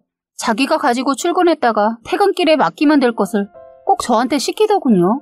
저는 부모님과 같이 살았어도 저는 제 할 일은 스스로 한 사람이라 그런 행동이 이해가 안 됐어요. 그래서 이 일로도 집안이 한번 시끄러운 적이 있었네요. 제가 시댁에 들어와 산 지 한 달 됐을 때는 그 일을 어머님이 하고 계셔서 몰랐어요. 저도 결혼하고 계속 일을 하고 있었기 때문에 그런 사소한 일에는 신경을 못 썼어요. 그런데 2달쯤 되었을 때 시어머니가 저한테 이제는 가족이고 하니 제가 할 일은 해줬으면 좋겠다고 하면서 기가 막힌 게 자기 딸 세탁소에 맡길 옷을 제 거 맡기면서 같이 하라는 거예요. 제가 세탁소에 들러 퇴근길에 가져오는 걸 몇 번 보시더니 그런 말을 하더군요. 그때 생각을 좀 했어요. 이걸 해줘? 아님 처음부터 초장에 잡아? 그러다 저 때 일도 있고 자꾸 자기 집이라고 아무것도 안 하고 얄밉게 굴어서 저는 결심했죠. 초장에 잡기로. 그런데 때마침 신우이 이것이 저희 방에 오더니 언니, 내 방에 세탁할 옷 꺼내놨으니까 그거 내일 가져다 맡겨주세요. 하고 문을 닫더군요. 이것이 내가 편해서 이런 행동을 하는 것은 아닐 테고 저를 한번 이겨보겠다는 것 같아서 그래서 저는 벌떡 일어나 아가씨, 그런 건 스스로 각자 알아서 하죠. 했더니 갑자기 TV를 보고 계신 어머니를 쳐다보더군요. 아가씨, 저랑 얘기하는데 왜 어머니를 봐요? 저는 그런 일까지 못해요. 아니, 언니 거 하면서 해달라고요. 그래요? 그럼 제 거 아가씨 거 하면서 해줄래요? 아, 그러면 되겠네. 세탁소가 아가씨 퇴근길이니까 아가씨가 하는 게 더 좋겠어요. 저는 퇴근할 때 그쪽이 일방통행이라서 늘 차 주차해놓고 다시 가서 가져오고 했는데 했더니 이것이 할 말이 없으니까 저 일 끝나면 바빠요. 가만히 보니까 일 끝나고 하루에 빠지지 않고 술 먹고 오던데 그날 하루 술 약속 취소하고 다녀오면 되겠네요. 그리고 말이 나와서 말인데 아가씨 나중에 결혼할 거면 술도 이제 줄여야 하지 않겠어요? 하니까 아니 자기가 뭔데 먹어라 말아야 해. 지 할 일이나 잘할 것이지. 재수없어. 기가 막혀서 자기가 엄마야 뭐야. 이런 싸가지 없는 것이 말도 까고 말도 함부로 해서 아가씨 지금 나한테 재수없다고 했니? 나이를 처먹었으면 나이값을 해. 그게 새언니한테 할 소리야? 내일 모레 30이면서 말본새가 장난 아니다. 너 그러면 나가서 네 부모 욕먹어. 그리고 더 말을 하려고 하는데 제 말을 딱 자르더니 너? 금방이라도 저를 향해 달려들듯이 얼굴은 오랑우탄이 성질난 모습을 하고선 저를 쳐다보고 있길래 그래 너 네가 먼저 나보고 지라며 하고 저는 그날 시어머니가 있어도 할 말은 해야겠어서 신우이 그것을 잡았어요. 사실 욕도 퍼부어주고 싶었는데 그건 내 인격을 떨어뜨리는 것이라 참고 말했죠. 저희 모습을 보고 시어머니 넌 얘보다 나이도 많으면서 그냥 동생이다 생각하고 감싸면 되지. 왜 사상건건 따지니? 하더군요. 저 신우이랑 2살 차이밖에 안 나는데 시어머니는 제가 신우이보다 나이가 한 10살은 많은 언니 취급을 하면서 다 감싸안고 다 해주라고 하는데 이해가 안 가요. 뭐 자식이 이른이어도 부모에게는 애처럼 보인다는 말도 있지만 아닌 것은 가르치고 잘못한 것은 꾸짖어야 하는데 다 괜찮다네요. 내일 모레 30이 자식을 말입니다. 저는 신우이한테 말했어요. 똑바로 해. 네가 무슨 공주라도 되는 줄 알아? 그리고 어머니, 아가씨를 공주라고 생각하는 사람은 어머니지 저는 아니에요. 제가 아가씨 한여도 아니고 왜 자꾸 아가씨 시중을 들게 해요? 아침도 그래요. 저랑 아가씨 이 사람 셋이서 밥 먹고 출근하는데 저는 며느리라 설거지하고 출근하고 아가씨는 딸이라서 이 사람은 아들이라서 그냥 출근하는 건가요? 저 그래도 지금까지 말 안 했어요. 이제 그러지 마세요. 저도 힘들어요. 처음엔 딸처럼 생각하신다고 해서 그 말 다 믿은 건 아니지만 저도 잘하려고 했어요. 그리고 제가 부모님들께 하는 거 당연하다고 생각하고 있고요. 그런데 왜 시누이 뒤처리까지 저한테 하라고 하냐고요. 시누이가 제 애예요? 왜 자꾸 챙겨주고 사랑해주고 이해하고 감싸 안으라고 해요? 하자 시어머니, 모르겠다. 그냥 여기 있는 동안은 그냥 그렇게 해. 애도 곧 있으면 시집가잖아. 그때까지만 챙겨줘. 시집가면 다 할 거니까. 어머니 딸을 제가 다 큰 어른을 왜 제가 챙겨주고 참아야 하는지 모르겠어서 도저히 안 되었어서 어머니한테 말씀드렸어요. 사실 3개월만 살기로 했는데 살다 보니 3개월을 조금 넘었거든요. 그래서 이때다 싶어서 말씀드렸더니 황당한 소리를 하셨어요. 너희 그 집으로 못 들어간다. 아니 이게 무슨 말인가 싶었어요. 거기 세줬어. 얼마 전에. 사실 그 신혼집 시댁에서 해준 건데 시어머니 저 때 저랑 사이가 안 좋았을 때 거기 짐 이삿짐 센터에 맡기고 세상에 그곳에 세를 줘버렸다는 거예요. 저는 도저히 용서가 안 됐어요. 제가 그 집에 신혼집이라 인테리어에 투자를 상당히 많이 해놨는데 세를 줬다는 말에 제 정신이 가출을 해버렸어요. 그래서 저는 어머님 제정신이세요? 기가 막혀서 지금 저희 이혼시키려고 작정을 했네요. 어머니 성공하셨네요. 잘하셨어요. 그렇잖아도 같이 살면서 마음에 안 든 게 한두 가지가 아니었는데 이쯤 하죠. 하고서는 방으로 들어가 중요한 손가방 하나만 들고 시댁을 나와버렸어요. 시어머니 제가 그렇게 가버릴 줄은 몰랐는지 뒤따라 저를 잡으러 뛰어오는 거 죽어라 뛰어서 택시를 후딱 올라타고 친정으로 갔어요. 그날 사태가 커지자 시어머니, 시아버지 모르게 해결하려고 했는데 신랑이 아버지를 불러 올라오셨어요. 원래 아버님 화나시면 물불 안 가리시는 분이라는 걸 그날 알았네요. 저는 아버님이 어머니 눈치 보며 사시는 줄 알았는데 알고 보니 아버님 화나시니까 어머니 끽소리도 못하더군요. 시아버니는 전초 사정 다 듣고 시어머니랑 시누이 저희 집으로 데리고 오셔서는 사과를 하라고 고함을 있는 대로 지르시자 시어머니 그런 모습 처음 봤어요. 꼬리를 내리고 사과했어요. 시누이도 자기 아버지한테 끽소리 못하고 사과하더군요. 그래서 저희는 그 이후에 아버님이 저희 집에 새들어 살고 있는 그분들에게 이사비를 지불해서 내보내고 저희가 들어가서 살 수 있도록 해주셨어요. 그 이후로 정말 아버님이 중심을 잡아주셔서 별탈 없이 살았어요. 최대한 시댁과 멀리하면서요. 아버님께서 그러셨어요. 당신이 집에 없을 땐 시댁에 가지 말라고. 그래서 저 원래 아버님 말 진짜 잘 들어서 진짜 안 갔어요. 그런데 그렇게 지내니까 정말 부딪히는 일이 없더라고요. 이제는 제가 말하고 싶었던 김장 얘기를 해볼게요. 아버님께서 다 좋으신데 고집을 부리시는 게 김장이세요. 한편으론 그럴만한 게 아버님이 배추 농사를 지으셔서 시댁에선 몇 년간 김장을 해왔다고 했어요. 그래서 제가 결혼하고도 김장을 해왔지요. 시누이 그것은 제가 시댁에 들어오기 전에는 김장도 한 번도 도와주지 않았다고 했어요. 시아버지가 집안 사정을 그때 아신 이후로는 시누이를 가만두지 않고 뭐든지 같이 하도록 했어요. 그래서 김장도 처음 같이 하는데 이것이 하는 척하면서 농땡이를 피우는데 아휴 김장을 하는 것보다 가르치고 잔소리 아닌 잔소리 하는 게 더 힘들었어요. 틈만 나면 배추 속 넣었다가 허리 아프다고 방에 들어가 나오지도 않고 나중에는 문도 잠그고 나오지 않아서 아버님이 문 열라고 방문을 두드렸는데 이것이 귀에 헤드셋을 하고 음악을 최대치로 듣고 있었는지 아버님이 방문을 발로 차서 열었는데도 모르고 핸드폰을 하고 있더라고요. 그때 제가 임신한 상태였는데 홀몸이 아닌 저도 힘든 내색 하나 없이 하고 있는데 딸이 나는 게 그러고 있으니까 뚜껑 열렸던 것 같아요. 시누이를 질질 끌고 나와 반바지에 반팔티만 입고 있는 시누이를 밖으로 내쫓아냈어요. 시어머니 그만하라고 소리 지르고 저는 아버님이 처음에 하신 말 저를 두고 네 엄마를 이기는 사람도 있다 하셔서 저는 아버님이 지고 사는 줄 알았는데 2번 그 모습을 보고 나니까 이제 알겠더라고요. 아버님은 지고 산 게 아니라 참아주면서 살고 있었다는 것을요. 그렇게 시누이는 1시간 이상 밖에서 벌벌 떨다가 집으로 들어왔어요. 저희는 김장을 다 마치지 않았는데 아버님이 일단 저희 거 정도 담겨져 있는 통만 가지고 가라고 하셨어요. 나머진 셋이서 마무리한다고 가서 쉬라고 하셨어요. 저는 아버님 등 떠밀어 나와서 집으로 왔네요. 오는 길에 시누이와 눈이 마주쳤는데 저를 째려보더군요. 제가 지를 혼낸 것도 아니고 제가 뭘 한 것도 아닌데 저를 미워하더군요. 기가 막혀서. 저는 그렇게 결혼하고 첫 김장을 그렇게 하고 두 번째 김장은 시누이도 동참해서 했어요.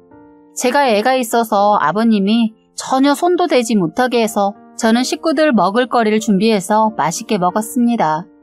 아버님은 저희 가는 길에 아버님도 시골로 바로 내려가신다고 하고 밤늦게 가셨는데 그만 그날이 아버님과 마지막이 되었습니다. 이 얘긴 말하기 너무 힘이 드네요. 정말 저에겐 정말 가슴 아픈 얘기라 갑자기 준비도 없이 마지막 인사도 없이 이별을 했어요. 터널에서 음주차에 치여 그 자리에서 즉사하셨다고 했어요. 아버님의 마지막 인사가 될 줄 몰랐던 아버님의 말이 떠오르네요. 아버님께서는 수애미야, 이 아버지는 네 편이다. 그때 못난 우리 아들 곁을 떠나지 않고 곁을 끝까지 지켜줘서 고맙다. 그리고 이렇게 이쁜 손자까지 낳아줘서 아버지는 정말 기쁘다. 힘들면 언제든지 아버지한테 전화해. 오늘 고생 많았다. 어서 가서 쉬어. 하시면서 저도 꼭 안아주시고 제 아들 수호에게도 꼭 안아주고 뽀뽀해 주시면서 할아버지가 사랑해 하시면서 마지막으로 남편한테 손을 꼭 잡고서 아들, 아니 애비야. 이제 한 가정의 가장이니까 책임을 가지고 살아야 한다. 그리고 우리 며느리 정미랑 우리 손자 수호는 네가 지켜줘야 하는 거야. 그리고 네 엄마 고집불통이고 지새끼밖에 모르는 엄마 그리고 너무 이기적인 네 동생도 챙기면서 중심을 잘 잡아야 가정이 편한 거야. 잘할 수 있지 아들? 아버지는 네가 내 아들이라서 참 좋았다. 우리 며느리도 알지? 우리 수호도 할아버지 손자로 와줘서 고마워요. 애교까지 부리시면서 평소보다 이렇게 긴 시간 동안 작별 인사를 했는데 그게 정말 마지막이었어요. 저는 아직도 아버님이 전화해서 며느리 집에 오너라 하실 것 같아요. 너무 그립습니다. 아버님 보고 싶어요. 거기도 그렇게 좋아하시는 농사 지을 수 있는지 모르겠네요. 아버님 사랑합니다. 아버님이 저희 곁을 떠나시고 제가 위기가 몇 번 있었는데 아버님 때문에 참고 잘 살고 있습니다. 시누이는 결혼해서 더 시누이 노릇 더 하고요. 어머님도 아버님이 떠나자 완전 왕이 되셨어요. 아버님이 안 계시니까 저를 그때부터 잡으셨어요. 저는 아이를 하나 더 가졌는데 몸이 좋지 않아서 잠시 일을 쉬고 있었습니다. 일을 쉬어서 그런지 몸이 많이 좋아지더군요. 때마침 김장철이 되어서 어떻게 할까 고민을 했어요. 아버님이 계셨다면 농사 지은 것이 있으니 고민 안 하고 그걸로 했겠지만 이제 농사 지은 배추도 없고 그냥 절인 배추 사다가 간단히 담가 먹을까 여러 가지 생각을 하고 있었는데 때마침 시어머니께서 전화해서는 김장하게 다음날 오라고 하더군요. 이번까지만 다 같이 담가 먹고 다음에는 어떻게 할지 한번 보자고 하더군요. 시누이도 임신을 했는데 시댁에서 해준다고 해서 안 한다고 했다고 했어요. 그래서 저희하고 어머니 거만 하니까 그리 많지 않겠다 싶어서 저는 다음날 첫째를 데리고 서둘러 시댁을 갔는데 거실에 들어서자마자 깜짝 놀랐네요. 세상에 절인 배추를 사놓은 것처럼 말씀하셨는데 그게 아니었어요. 어머니는 그냥 배추를 사서 절여 놓았다면서 이제부터 헹구는 것은 저보고 하라는 겁니다. 애 낳을 날이 한 달하고 조금 남은 저보고 말입니다. 그리고 아파서 회사도 쉬었는데 말이에요. 저는 김치속만 넣는 거 도와드려도 금방 끝내겠지 하는 마음에 왔더니 절인 배추 씻는 걸 저한테 시키더군요. 이게 뭐지 했어요. 배추가 유난히 많아서 물어보니까 이번엔 100포기를 한다는 거예요. 너무 많이 하는 것 같다고 하니까 내년엔 그냥 사서 먹을까 생각도 해서 그냥 올해 많이 해둔다고 하더군요.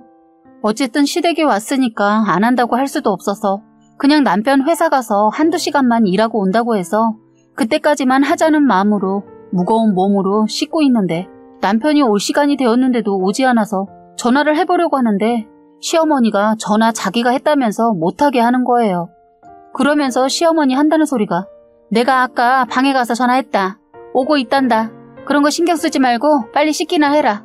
이거 언제 끝내려고 세워라 내워라 하고 있냐? 하시는데 서운하기도 하고 기분도 나빠서 그럼 어머니도 도와주세요 했더니 너 모르는구나. 저거 절이는 것이 더 얼마나 힘든데. 난 좀 쉬어야겠다. 이거 씻어서 물 빼놔라. 하고 방으로 들어가 버렸어요. 몸이 무거우니까 절여놓은 배추를 씻는 것이 많이 힘들었어요. 그래서 쉬엄쉬엄 조금씩 씻고 있는데 아무리 기다려도 남편이 오지 않아 전화를 해봤습니다. 그런데 정말 기가 막히더군요. 남편이 하는 말이 김장 다 했다며? 힘들었을 텐데 어떻게 금방 다 끝낸 거야? 하더군요. 무슨 개 같은 소리야. 누가 끝냈대? 지금 절인 배추 씻고 있는데 그것도 100폭이나. 아까 엄마가 그러던데 다 끝났다고. 그냥 일보라고. 알았어, 지금 갈게. 하고 다급한 목소리로 전화를 끊더군요. 전 그때 알았습니다. 제가 지금 당했구나. 저는 시어머니 말만 믿고 정말 남편이 오고 있는 줄만 알았습니다. 그런데 더 기가 막힌 게 뭔지 아세요? 저도 지금 글을 쓰는데 그때 생각이 나서 화가 나네요. 어쨌든 저는 하던 걸 멈추고 옷을 챙겨 입고 있는데 그 사이 신우이 년이 들어오면서 엄마, 우리 거 먼저 김장 다 했어? 고기 먹으러 오라며. 하고 들어오더군요. 이건 또 무슨 얘긴가 했습니다. 딱 보니 감이 오더군요. 이 두 모녀가 저를 골탕 먹인 것에 화가 치솟았어요. 저는 어머니 너무하시네요. 제가 지금 거의 막달이고 아파서 회복 중이던 거 아시죠? 어떻게 저한테 이러실 수 있죠? 하자 네 시누이 임신 초기잖니? 그러면 초기라 아가씨는 아끼고 막달인 저는 배추 100포기를 씻으라고 부르셨어요? 하고 말하고 있는데 그때 남편이 들어왔어요. 남편은 얼굴이 벌겋게 달아올라서는 절여놓은 배추를 거실에 마구 던지면서 이딴 김장이 뭐라고 이러세요? 정말 어머니 이러다 이 사람 잘못되면 그제 어떻게 받으려고 이러세요? 병원에서 안정치하라고 했다고 했잖아요. 이런 발상한 사람 너야? 시누이 오빠 그런 모습 보고 놀라서는 아니야 엄마가 너만 살겠다고 지금 무슨 말을 하는 거야? 네가 먼저 아니 엄마 그랬잖아 하면서 시누이는 울고 그럼 엄마야? 아니다. 그럼 둘 다 아니면 이건 뭔데? 둘 다 이 정도밖에 안 되는 사람들이야? 앞으로 이 사람 또 이런 식으로 괴롭히면 저 가만 안 있어요. 그리고 너 아직도 그 모양이야? 네가 뭔데 네 새언니 부려먹어. 너도 이런 일 어머니랑 같이 꾸민 것 같은데 너 앞으로 내 눈앞에 이딴 짓거리 다시 하면 너도 내가 가만 안 둘 줄 알아. 그리고 앞으로는 김장 각자 알아서 사 먹는 걸로 해. 하면서 남편은 저에게 자기야 미안해 괜찮아? 하자 저는 쇼를 했어요. 나 배가 뭉치는 것 같아. 하자 놀라서 저를 데리고 서둘러 시댁에서 나왔어요. 밖에서 들으니 시어머니 시누이한테 한 소리 하더군요. 아휴 저 많은 배추를 어쩐다냐. 내가 네 말을 들은 게 아닌데 너 이거 네 신랑 불러서 해서 가져가. 엄마도 그러자고 했잖아. 그리고 이걸 어떻게 해. 몰라 나도 안 가져갈래. 둘이 싸우더군요. 저희는 그러던가 말던가 그냥 왔어요. 남편은 놀라서 병원을 가자고 한 걸 쉬면 괜찮다고 하고 집으로 왔네요. 저희는 그날 이후 시댁이 일체 안 가고 이번 김장도 안 하고 사 먹기로 했어요. 남편이 중심이 되어 주어서 저희는 지금도 잘 살고 있습니다. 시어머니 한 번씩 전화해서 애들 데리고 오라고 하더군요. 이럴 때마다 남편한테 말했더니 절대로 가지 말라고 합니다. 제가 시아버지 말 잘 들어서 편했던 것처럼 남편 말 잘 듣고 있어요. 김장 얘기를 하다 보니 참 많은 얘기를 하게 되었네요. 글솜씨 없는 제가 이런 긴 글을 쓰게 되었는데 끝까지 읽어주셔서 감사합니다. 저는 43살의 남편과 41살의 주부로 남들 사는 것처럼 살았던 부부였습니다. 남편과 저는 아이 학업을 위해 몇 년은 주말 부부로 지내고 있었어요. 그런데 그렇게 성실했던 남편이 아이 학업이 끝나지도 않았는데 무턱대고 직장이 어려워져 다니기 눈치 보인다면서 다른 직장을 알아보지도 않은 상태에서 그쪽만 생각하고 자진 퇴사를 해버리더군요. 그렇게 남편은 하루아침에 백수가 되었는데 다행히 지인의 소개로 다시 일을 하게 됐지만 본인이 오랫동안 해왔던 일이 아니어서 그런지 오래 다니지 못하고 바로 또 그만뒀습니다. 다른 곳을 다시 들어갔지만 한 달을 넘기지 못했어요. 지인의 소개를 받고 간 자리인데 남편이 일을 한 달도 버티지 못하고 그만둬버리니까 저까지 면목이 없어서 소개받는 것을 그만두고 그냥 구직 신청을 해놓고 제가 시간제 아르바이트를 시작했어요. 남편은 쉬는 날도 마다하고 열심히 일했던 사람인데 하루아침에 백수가 되어서 그런지 스스로 뭘 해야 할지를 모르더라고요. 시간이 갈수록 남편은 누가 봐도 백수로 보일 정도의 행세를 하고 동네를 돌아다니더군요.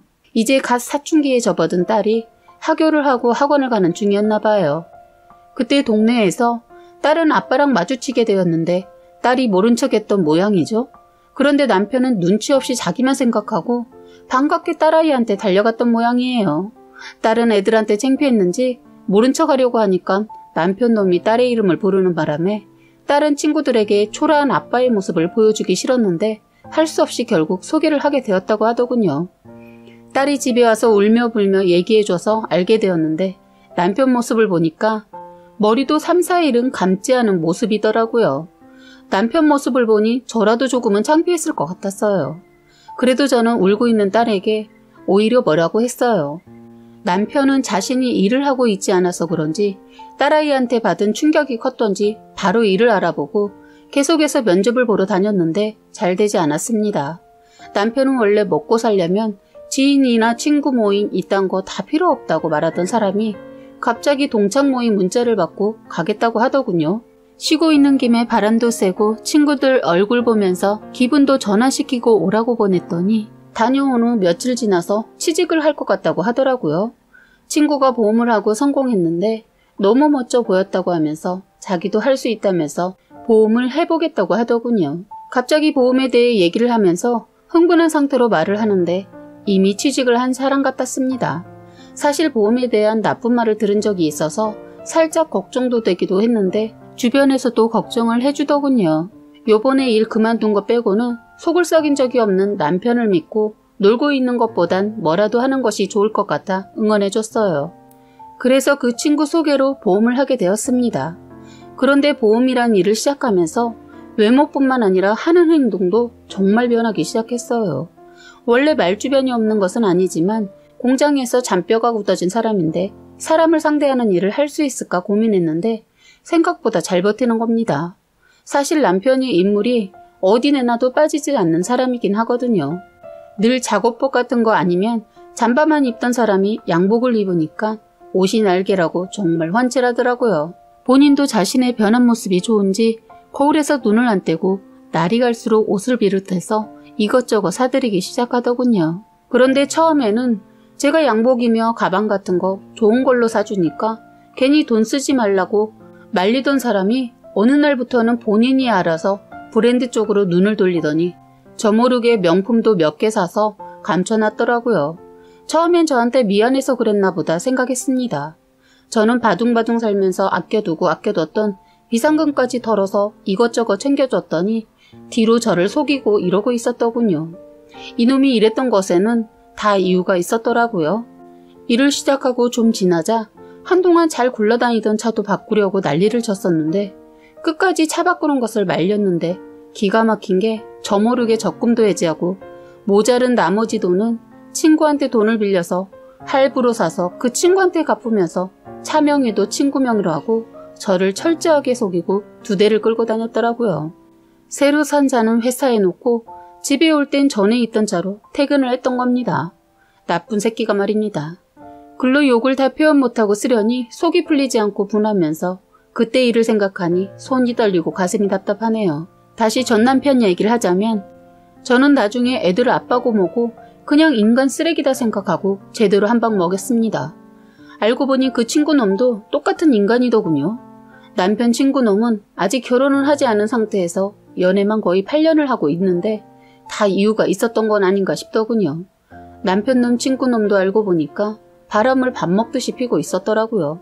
그래서 여자친구와도 헤어짐을 반복하고 있다는데 너무 기가 막힌 게 들키면 잠잠하고 있다가 용서받고 나면 또 바람피고 했다는데 그 여자도 대단한 것 같아요. 제가 그들의 얘기를 어느 정도 들었는데 제가 생각하기에는 평생 못 고칠 병 같은데 어떻게 8년을 이렇게 사귀고 있는지 대단한 여자 같았어요. 어쨌든 그 여자 남자와 저희 남편놈이 여자들이랑 그딴 짓을 하기 위해 서로 도움을 주면서 바람을 피웠더라고요. 살면서 한 번도 여자 문제나 돈 문제로 속을 썩인 적이 없어서 믿었는데 너무 믿은 제가 잘못이라는 생각도 들었어요. 친구 하나 없이 일만 죽어라 했던 사람이 친구를 만나고 나서 너무 활기차게 밝아져서 되려 좋아 보여서 잘 됐다고 생각했는데 이 두 놈들이 저와 그 여자친구를 바보로 만들어 놓고 아주 신나게 바람 피우면서 지냈다고 생각하니까 억울해서 못 살 것 같아서 저는 바람난 여자들의 뒷조사 아닌 뒷조사를 했습니다. 알고 보니 이놈이 직원과 고객과도 바람을 피웠더군요. 사실 바람을 알게 된 것은 남편이 깜빡하고 핸드폰을 두고 출근을 했는데 핸드폰 문자와 한 통의 전화를 받으면서 모든 것이 밝혀지게 되었습니다. 일할 때 쓰는 전화와 개인적으로 쓰는 전화가 있었는데 일할 때 쓴다는 전화를 두고 출근을 했던 거죠. 남편이 나가고 20분이 되었을 때 문자 한 통이 오더군요. 일할 때 쓰는 전화라 전혀 신경 쓰지 않고 남편한테 전화 두고 갔다고 전화를 하려고 하는데 때마침 문자가 오더군요. 기다리고 있는데 오늘은 왜 늦어? 라는 문자에 하트를 날렸더라고요. 순간 뭐지 했어요. 다음 문자는 더 기가 막혔어요. 자기야 빨리 와. 나 지각해. 하고 문자가 오더니 문자를 확인하지 않으니 전화가 오더군요. 여자였습니다. 제가 안녕하세요도 하기 전에 먼저 상우씨 운전 중이야? 나 먼저 갈게. 자긴 외근 갔다가 출근한다고 내가 말해놓을게. 하고 끊더군요. 가슴이 먹먹했습니다. 그 순간 바람이라는 걸 느낌으로 알 수 있었거든요. 저는 전화를 떨리는 손으로 간신히 잡고 핸드폰을 보려고 하니까 락이 걸려 있더군요. 다행히 락을 딸내미 생일로 해놔서 쉽게 확인을 할 수 있었습니다. 열자마자 갤러리를 보는데 할 말이 없었습니다. 한참 동안 제 휴대폰에 모든 증거사진 보내고 문자도 확인하고 있는데 남편놈 출근하다 핸드폰 두고 간 걸 알았는지 다시 돌아와서 급했는지 벨도 아닌 번호 누르고 들어오더니 제가 들고 있는 폰을 보자마자 남편놈 얼굴이 벌겋게 달아올라서는 잘못했다고 발이 손이 되도록 싹싹 빌더군요. 저는 그 폰을 봤을 때 이미 이놈과 이혼을 생각하고 있었기 때문에 이 사람의 사과는 의미가 없었습니다. 차도 2대를 가지고 있었다는 것도 핸드폰을 보면서 그때 알았네요. 여자랑 같이 찍은 사진이며 차에서 애정행각을 한 사진도 함께 있더군요. 그리고 핸드폰에 자기가 소중히 여기는 것 중에 1순위가 그 차라고 핸드폰 갤러리에서 차 사진과 함께 써 있더군요. 기가 막혔습니다. 핸드폰에 있는 모든 기록을 다 확인해보니 그 친구놈한테 빌려서 차값을 갚고 있는 기록까지 다 있더군요. 그래서 생각지도 않게 칠칠맞게 핸드폰을 흘리고 출근한 남편놈 덕분에 쉽게 바람핀 남편놈을 잡을 수 있었습니다. 저는 남편과 말싸움을 하다 끝내 벽에 걸려있는 가족사진을 떼어서 바닥에 던져버렸더니 남편놈 어리둥절하더라고요. 저는 엉망이 된 거실을 그냥 두고 방으로 들어갔어요. 한참 있다 나가보니 거실을 깨끗이 치우고 남편놈 나갔더군요. 저는 문자를 보내려고 하니까 딸한테 문자가 온 거예요. 아빠랑 저녁 먹고 가겠다고 하더군요. 저는 마지막 저녁이 될 것 같아서 그냥 뒀습니다. 그리고 다음날 주말이어서 딸도 있었기 때문에 딸도 앉혀놓고 이혼 얘기를 했어요. 남편놈, 그건 어제 끝난 거 아니야? 내가 잘못했다고 했잖아. 넌 어제 그게 끝났다고 생각하니? 착각했구나. 아니야. 이제 시작이야. 난 내가 다른 몇몇 여자랑 그렇고 그랬다는 게 너무 싫고 더러워. 너 그러고도 나랑 살려고 했어? 제 얘기를 듣고 있던 딸이 아빠 진짜야? 아빠 바람 피운 거야? 그것도 여러 명과? 아빠 이제 우리 집에 오지도 마라. 더러워. 어떻게 그럴 수 있어? 하면서 난 엄마가 선택한 대로 따를게. 그리고 아빠는 다시는 얼굴 보기 싫어. 하면서 방으로 들어가 문을 잠가 버리더군요. 저는 혼자 앉아서 아무 말도 못하고 있는 남편놈한테 깔끔하게 끝냈으면 해 하고 말했어요. 그랬더니 이렇게까지 해야 했어? 난 절대로 이혼 안 해. 아니 못해. 그러더군요. 그래서 저는 끝까지 이렇게 나오면 나름 생각해둔 마지막 카드가 있는데 그걸 쓰게 하지 말아줘 했더니 뭔지는 모르겠지만 절대로 이혼은 안 돼 하더군요. 저는 남편과 같은 자리에 앉아서 얘기하는 것도 정말 싫어서 방으로 그냥 들어와서 보란듯이 남편놈한테 뺏어놓은 여자들 전화번호로 전화해서 만나기를 요구했어요. 순순히 나온 여자는 너무 어이가 없게도 너무 당당했어요. 그래서 이런 여자는 말로 안 될 것 같아서 행동으로 보여줬습니다. 여자 머리채 잡고서 앞에 놓인 주스를 얼굴에 부었어요. 그때서야 정신이 바짝 드는지 그 여자 열받아 하면서 경찰을 부르거나 경찰서 가는 것을 거부하더군요. 그런데 우연히 테이블에 올려놓은 그 여자 폰에서 남편이란 이름이 뜬 것을 보고 바로 잽싸게 잡아채서 제가 받았습니다. 그런 다음 그 여자 실체를 다 말하고 끊었어요. 앞에서 울고불고 하면서 씩씩거리더군요. 저는 아까 처음부터 말했을 때가 기회였어. 2번 기회는 없었는데 몰랐구나. 넌 가서 얼른 법정에 올 준비나 하고 있어. 하고 그 여자 제 다리를 부여잡고 용서를 빌면서 우는 걸 뿌리치고 나왔습니다. 그런 다음은 남편과 같은 회사에 다니는 회사 직장 동료를 찾아갔어요. 저를 본 남편놈 기겁하더니 저를 향해 한 걸음에 달려오더니 어쩐 일이야? 난 너한테 볼 일 없고 그 여자 나오라고 해. 없어. 외근 나갔어. 아, 벌써 피신을 시켰니? 너 각오해. 이 회사도 조만간 그만둬야 할걸? 난 내 손에 내 힘 빼면서 너 손 안 봐. 너 앞으로 몸 조심해. 어디서 누가 널 칠지 몰라. 저는 무식하다고 보일 정도로 큰 소리로 그 놈과 같이 바람을 피운 여자 직원을 불렀습니다. 정말 외근을 나갔는지 숨었는지 얼굴을 내비치지 않더군요. 잘 들어 당신. 여기서만 끝내고 가려고 했는데 안 되겠다. 사람이 사고를 치고도 사과를 안 하면 안 되지. 네가 안 하면 다른 사람한테 받아야지. 일단 그렇게 알아라. 하고 뒤돌아서는데 갑자기 어딘가에서 뛰쳐나오더니 잘못했다고 하면서 무릎까지 꿇고 빌더군요. 아니, 넌 기회를 놓쳤어. 넌 사람 잘못 건드렸어. 하고 나오는데 남편놈이 꼭 이렇게까지 해야 해? 하더군요. 어이가 없어서 너도 조심해. 생각 안 하고 그렇게 말을 그냥 내뱉지 마. 너 바람 피우고 너무 당당한 것 같다. 내가 원하는 이혼 그래 하자 하더군요. 좋아 하자. 내가 원하는 대로 해주면 해줄게.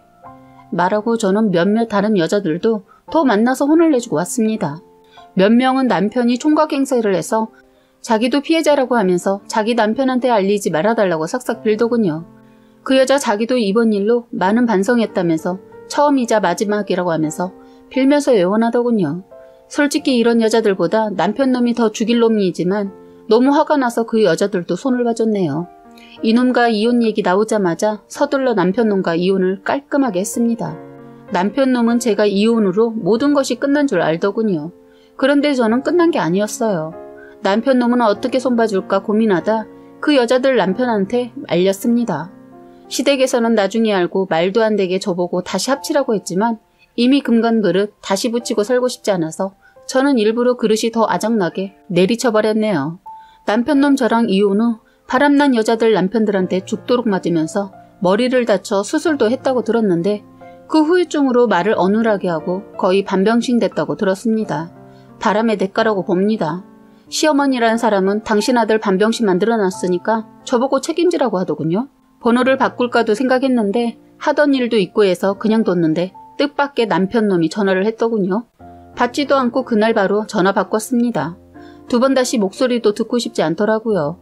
딸아이도 아빠한테 정이 떨어져서 그런지 엄마가 하는 대로 따르겠다고 해서 딸도 번호 바꾸고 저희는 살던 집도 팔고 시댁에서 두 번 다시 연락할 수 없는 방법을 찾아서 살고 있습니다.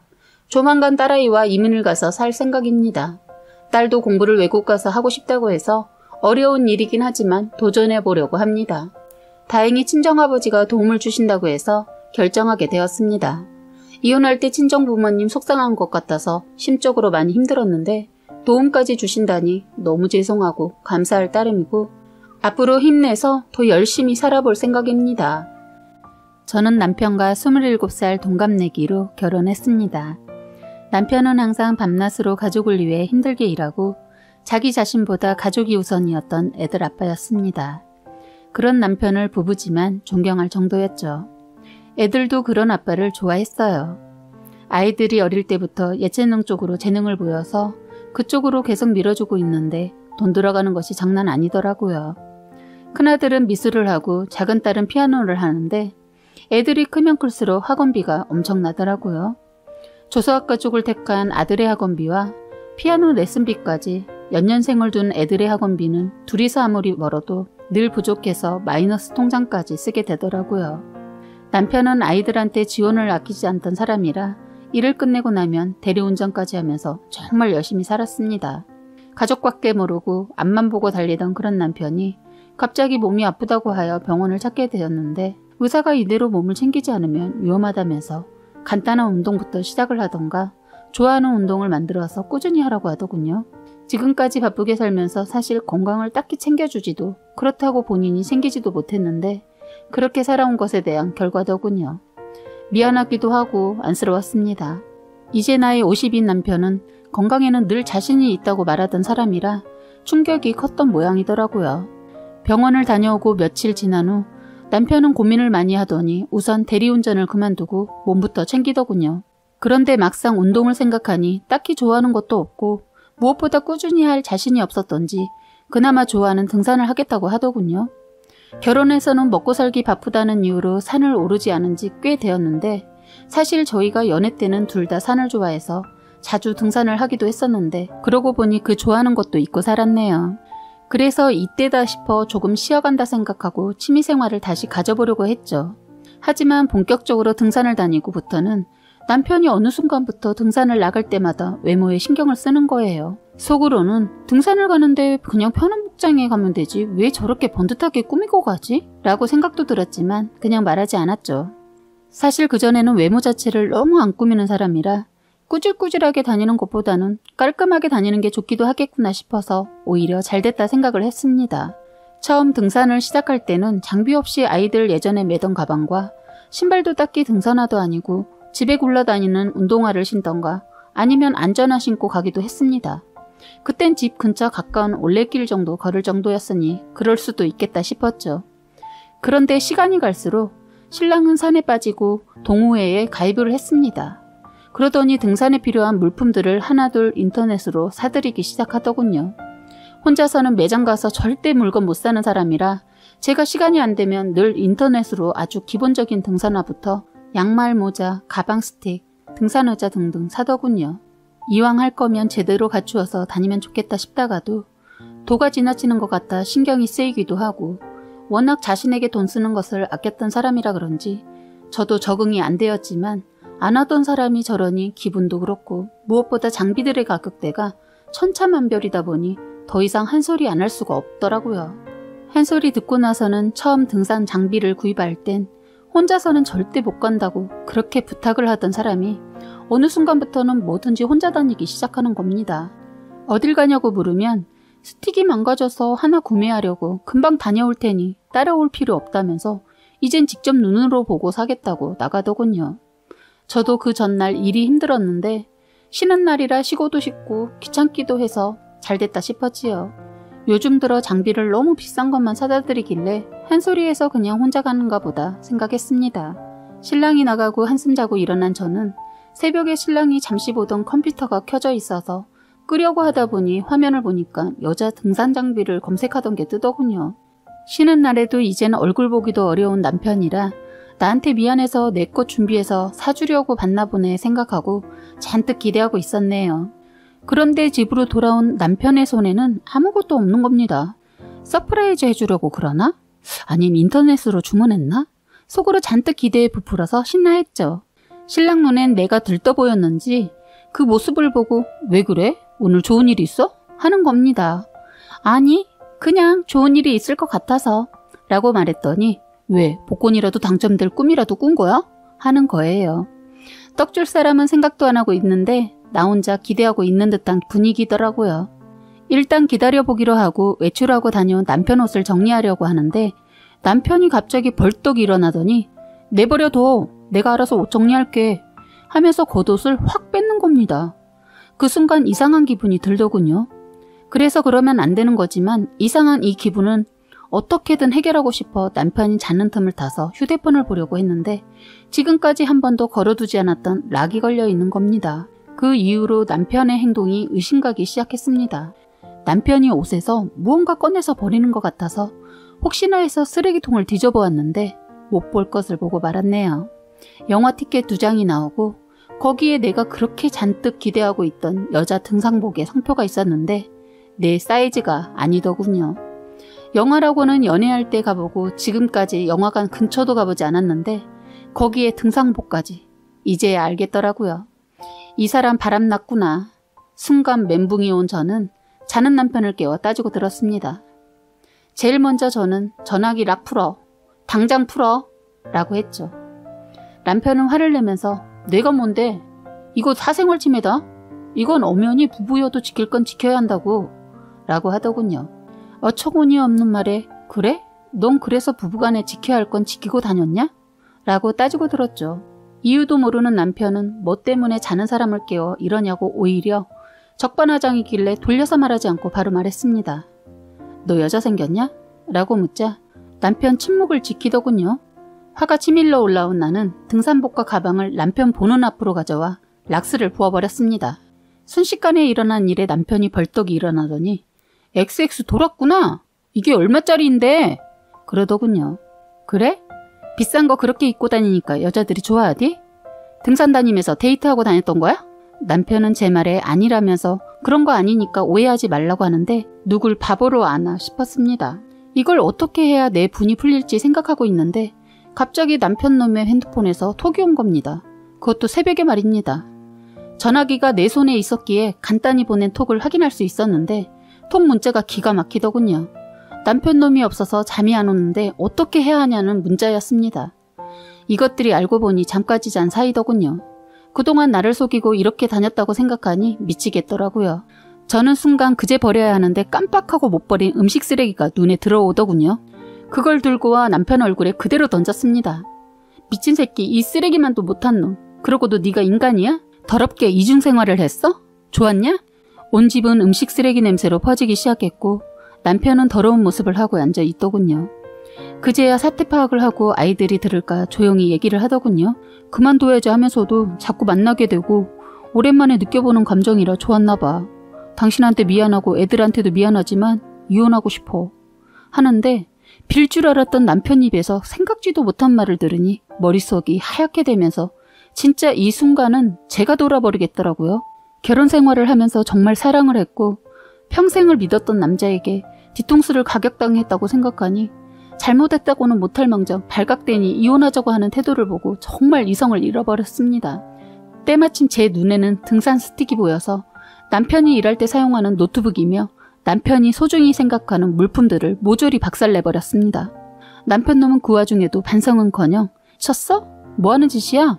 내가 잘못한 걸 왜 엄한 데다 화풀이야? 라며 쌍욕을 시작하더라고요. 그때는 또 한 번 속된 말로 눈깔이 뒤집어지더라고요. 이놈이 지금 상황 판단 못하고 비로도 시원찮은데 이런 말을 하니 나도 모르게 남편 놈한테 등산 스틱을 다시 한번 휘둘렀습니다. 진짜 10번 정도 휘둘렀던 걸로 기억하는데 남편 놈이 다 피했지만 맨 마지막에 휘두른 스윙에 허벅지를 한 대 제대로 퍽 소리가 날 정도로 맞았습니다. 남편 놈은 그때 깨갱거리면서 바닥에 뒹굴면서 아, 나 죽네, 죽어. 너 미쳤어? 라고 하길래 그리고는 바로 제가 휴대폰으로 그냥 이혼하고 끝내주면 안 되겠다 생각해서 바로 시댁에 전화를 걸었습니다. 그때 시누이가 친정집에 왜 와 있는지 모르겠지만 시누이가 전화를 받더라고요. 그때 시누이에게 어머니 계세요? 계시면 어머니 좀 바꿔주세요. 라고 했는데 시누이가 제 목소리가 평소와는 다른 걸 알고서 무슨 일 있어? 목소리가 안 좋네? 라고 하길래 잘난 동생이 등산 다니면서 다른 년이랑 눈이 맞아서 바람이 났는데 저한테 걸리니 다짜고짜 이혼을 하자고 하네요. 이러니 시누이가 잠깐 말을 하지 않더라고요. 그리고 시어머니가 계신지 옆에서 이런 소리가 나더라고요. 아니 누구길래 왜 전화를 받다 말어? 하면서 옆에서 계시던 시어머니가 전화를 뺏어서 받으시더라고요. 그래서 저는 어머니 그 잘난 아들이 산을 타면서 바람을 피우더니 저한테 이혼하자고 하네요. 이렇게 말했더니 시어머니께서 아가 나랑 얘기 좀 하자. 이러시는데 더 이상 길게 통화하면 안 좋은 욕이 나올까봐 전화를 끊어버렸습니다. 그때 아이들이 소란스러운 소리 때문에 방에서 모든 내용을 듣고 있었는지 나오더라고요. 나와서 한다는 말이 큰아이가 아빠 인생 살아. 난 오늘부터 아빠가 죽었다고 생각할게. 작은 애도 한 소리 하더군요. 더러워. 너무 싫어. 어떻게 엄마한테 이럴 수가 있어? 아이들을 보니 남편 놈한테 더 화가 나고 분이 풀리지 않아서 남편을 집 밖으로 떠밀어서 내보내고 문을 잠그고 휴대폰도 주지 않았습니다. 갑자기 쫓겨난 남편은 문을 사정없이 치더군요. 급기야 옆집에서 신고해서 경찰까지 왔습니다. 경찰은 민원 들어오니 남편을 집으로 들어오게 하라더군요. 절대로 집 안으로 들일 수 없는 저는 10,000원 한 장 던져주고 그년한테 가서 잘 살아 하고 문을 닫아버렸습니다. 한참 후 밖은 조용해졌고 아이들도 저도 아무 말도 없이 쓰레기를 치웠습니다. 미우나 고우나 한 이불을 덮고 살았던 남편이었기에 이렇게 하고 나서 속이 후련한 건 조금 있었지만 왜 그런지 마음이 너무너무 아프고 정말 너무 많이 울었던 것 같습니다. 나중에 친정에도 이런 사실을 알렸더니 저희 오빠가 나쁜 놈 가만히 안 둔다고 죽여버린다고 난리를 피웠는데 오빠가 한 덩치하고 성깔이 있어서 정말 큰 사건 날까봐 간신히 말렸네요. 그리고 그 일이 있고 난 후 저는 이혼을 준비했고 휴대폰에 있는 증거로 저에게 유리한 이혼에 성공했습니다.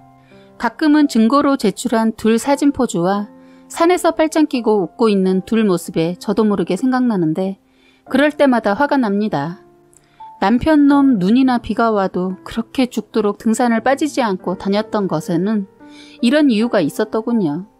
제가 깜짝 놀랐던 건 주위 사람들에게 등산에 대해서 물어보니 너무 흔하게 이런 일들이 비일비재하다고 하더라고요.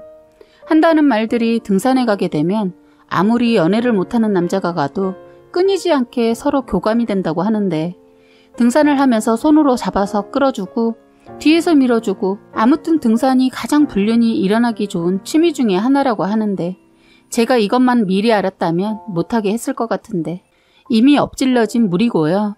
어차피 그 남자 살다가 등산이 아니더라도 날 배신할 놈이었다라는 거 생각하니 지금 이혼한 거 절대 후회하거나 그러진 않습니다. 그런데 너무 웃긴 것은 남편 놈 때문에 그 이후로 저도 모르게 이러면 안 되는 거지만 이상하게 남녀가 등산복 차림으로 손을 잡고 갈 때마다 저 사람은 불륜이 아닐까라는 이상한 생각부터 나더라고요. 혹시라도 제가 이런 생각을 하고 있다고 해서 오해하진 말아주세요. 이건 오로지 제가 남편 놈 때문에 생긴 트라우마 같은 거니까요. 등산하신 분들을 욕하는 건 절대 아니라는 건 알아주셨으면 해요. 건전하게 등산하는 사람들도 많을 텐데 저희 남편놈처럼 쓰레기들 때문에 등산하는 사람들 욕을 먹이네요. 몸에도 좋고 정신에도 좋다는 거 다 알기 때문에 등산을 말리지 않았던 것인데 이것들이 등산에 대한 이미지를 갉아먹는 버러지 같네요. 아무튼 길고 긴 저의 사연을 들어주셔서 감사합니다. 이혼하고 아이들 위해 더욱더 열심히 살려고 하는데 많이 응원해 주셨으면 좋겠습니다. 저는 20살에 남편을 만나 6개월을 연애하다 30살인 남편과 결혼을 했습니다. 연애 기간이 짧아서 그런지 남편과 저는 신혼을 연애하듯이 1년을 아주 행복하게 보냈습니다. 그런데 남편이 갑자기 저에게 어렵게 말을 꺼내더군요. 우리가 아무래도 아버지랑 누나랑 같이 살아야 할 것 같다 말하는데 저는 너무 뜻밖의 얘기를 들어서 놀란 표정을 감추지 못하고 말했습니다. 우리 방도 하나고 그것도 2분이나 어떻게 이 좁은 곳에서 다 같이 살 수 있겠냐고요. 그랬더니 사실대로 말을 하더군요. 아버님이 친구분 보증을 섰는데 액수가 너무 많아서 누나가 결혼할 때 쓰려고 적금해 놓은 거랑 집 팔고 그나마 자그마한 땅이 있었는데 그것까지 헐값에 다 팔아서 빚을 갚았다고 하더군요. 그래서 2분 다 갈 곳이 없어지자 남편이 당분간만 같이 살기를 바라는데 이런 상황에서 안 된다고 할 수 없어서 시누이와 아버님을 모시게 되었습니다. 단둘이 살다가 가부장적인 67살인 시아버지와 남편과 나이 차이가 꽤 나는 40살의 나이 많은 시누이를 모시고 산다는 것은 쉬운 일이 아니더군요. 같이 살면서 힘든 부분은 밥 때문이었습니다. 그동안은 시누이가 아버님과 살면서 다 챙겨드렸는데 며느리 제가 있으니까 하루아침에 모든 것에 손을 떼버리더군요. 저희 둘의 하루는 아침을 가볍게 먹거나 가끔은 굶기도 했는데 아침을 꼭 드시는 아버님 때문에 아침이 엄청 분주하게 되었습니다. 입이 짧으신 아버님은 2번 올라온 국은 절대 드시지 않고 반찬은 3-4번 올라오면 젓가락으로 아예 밀쳐내시는 분이라 아침마다 새로운 밥과 국과 그리고 몇 가지 반찬까지 해서 밥상을 차려야 했으며 빨래며 청소 모든 것이 하루아침에 바뀐 제 생활은 엉망이었습니다. 제일 큰 문제는 방이 하나여서 어쩔 수 없이 저와 시누이가 같이 방을 쓰게 되었고 아버님과 남편은 거실을 쓰게 되었죠. 1년에 3-4번 정도 시누이를 보다 이렇게 매일 시누이와 잠까지 자다 보니 불편함은 말로 표현할 수가 없더군요. 그동안 몰랐던 시누이의 사생활도 알고 싶지 않아도 자연스레 알게 되었고 잠을 자고 있으면 제가 자는 줄 아는지 전화통화를 하는데 왜 그렇게 남자가 많은지 번갈아 가면서 통화를 하는 거예요. 아직 노처녀라 그런가 보다 생각하고 신경 쓰지 않으려고 하면서도 저도 모르게 귀를 쫑긋 세우게 되더군요. 그렇게 6달을 힘들게 한방에서 생활을 하다 신랑은 도저히 안 되겠던지 대출을 받아 이사를 하자고 하더군요. 그래서 조금 무리를 해서 방 3칸짜리로 이사를 했습니다. 그렇게 각자 방이 생겨 더 이상 시누이의 연애사는 엿들을 수 없었어요. 하루하루 별일 없이 그렇게 지내고 있었는데 갑자기 아버님께서 또 한 번의 사고를 치셨고 아버님은 그 충격으로 쓰러지셨어요. 신랑도 아버님께 너무 실망을 하고 무엇보다 이번에는 도저히 막아볼 수도 없는 사고를 치셔서 남편은 그 빚을 모조리 떠안아야 할 상황이었습니다. 그리고 아버님을 집으로 모실 수 없었던 저희는 요양원에 모시게 되었고 조금 작은 집으로 이사를 했습니다. 그리고 1년 후 갑자기 아버님이 돌아가셨어요. 저는 엄청난 빚을 남기시고 가신 아버님이라 그런지 슬프지도 않더군요. 그렇게 저랑 남편은 벌어서 빚 갚는 데 올인하면서 살고 있었는데 아버님이 돌아가시고 1년이 지나자 시누이가 결혼을 하겠다고 남자를 데려온 거예요. 남편도 그렇고 저도 그렇고 남자분 인상이 너무 좋아서 좋다고 했는데 얼마 후 헤어졌다면서 한참 후 또 다른 남자를 데리고 집으로 온 겁니다. 이번에도 그리 나쁘지 않아서 찬성하면서도 그래도 만난 지 얼마 안 되었으니까 조금 더 사귀어보고 결혼을 하는 것이 좋겠다고 했는데 만난 지 2달 만에 덜컥 동거를 시작해버리더군요. 남편도 나이 많은 누나이다 보니 어떻게 할 수가 없던지 그냥 내버려 두더군요. 그렇게 해서 누나가 분가를 하고 우리 둘만 살게 되었는데 어느 날 퇴근해서 보니 형님이 와 있는 거예요. 어떻게 말도 없이 왔냐고 물었더니 시누이 하는 말이 다시 들어와서 살아도 되냐고 하더군요. 너무 기가 막혀서 말이 안 나왔습니다. 남편도 퇴근하자마자 큰 캐리어랑 누나가 있는 것을 보고 놀라더군요. 남편은 일단 밥을 먹으면서 얘기를 했죠. 남편이 먼저 얘기를 시작했어요. 누나, 내가 동생이라서 그동안 말은 안 했는데 지금 이게 몇 번째야. 우리가 전에도 말했지? 사람은 좋아 보이지만 더 만나보라고. 우리랑 사는 게 불편해서 살 곳 찾아 나가는 거야? 라고 강하게 나가는데 살짝 불안했어요. 그런데 누나는 대답 대신 눈물을 보여서 저희를 당황케 했습니다. 누나가 이렇게 나오니 더 이상 말을 할 수가 없었던지 알아서 해. 미선이랑 누나 들어오는 거 찬성했으니까. 하고 일어나 나가버리더라고요. 한참을 밖에서 있다 들어온 남편은 누나에게 한 소리 더 하더군요. 앞으로 이젠 우리 집에 남자 데려올 땐 정말 이 사람 아니면 안 되겠다 싶은 사람 데리고 와. 미선이 보기도 그렇고 좀 그렇잖아? 안 그래? 하면서 일단 함께 사는 걸로 결정하고 그렇게 지내고 있었습니다. 그런데 늘 늦게까지 퍼질러 자던 시누이가 갑자기 웬일로 아침을 준비해 놓은 거예요.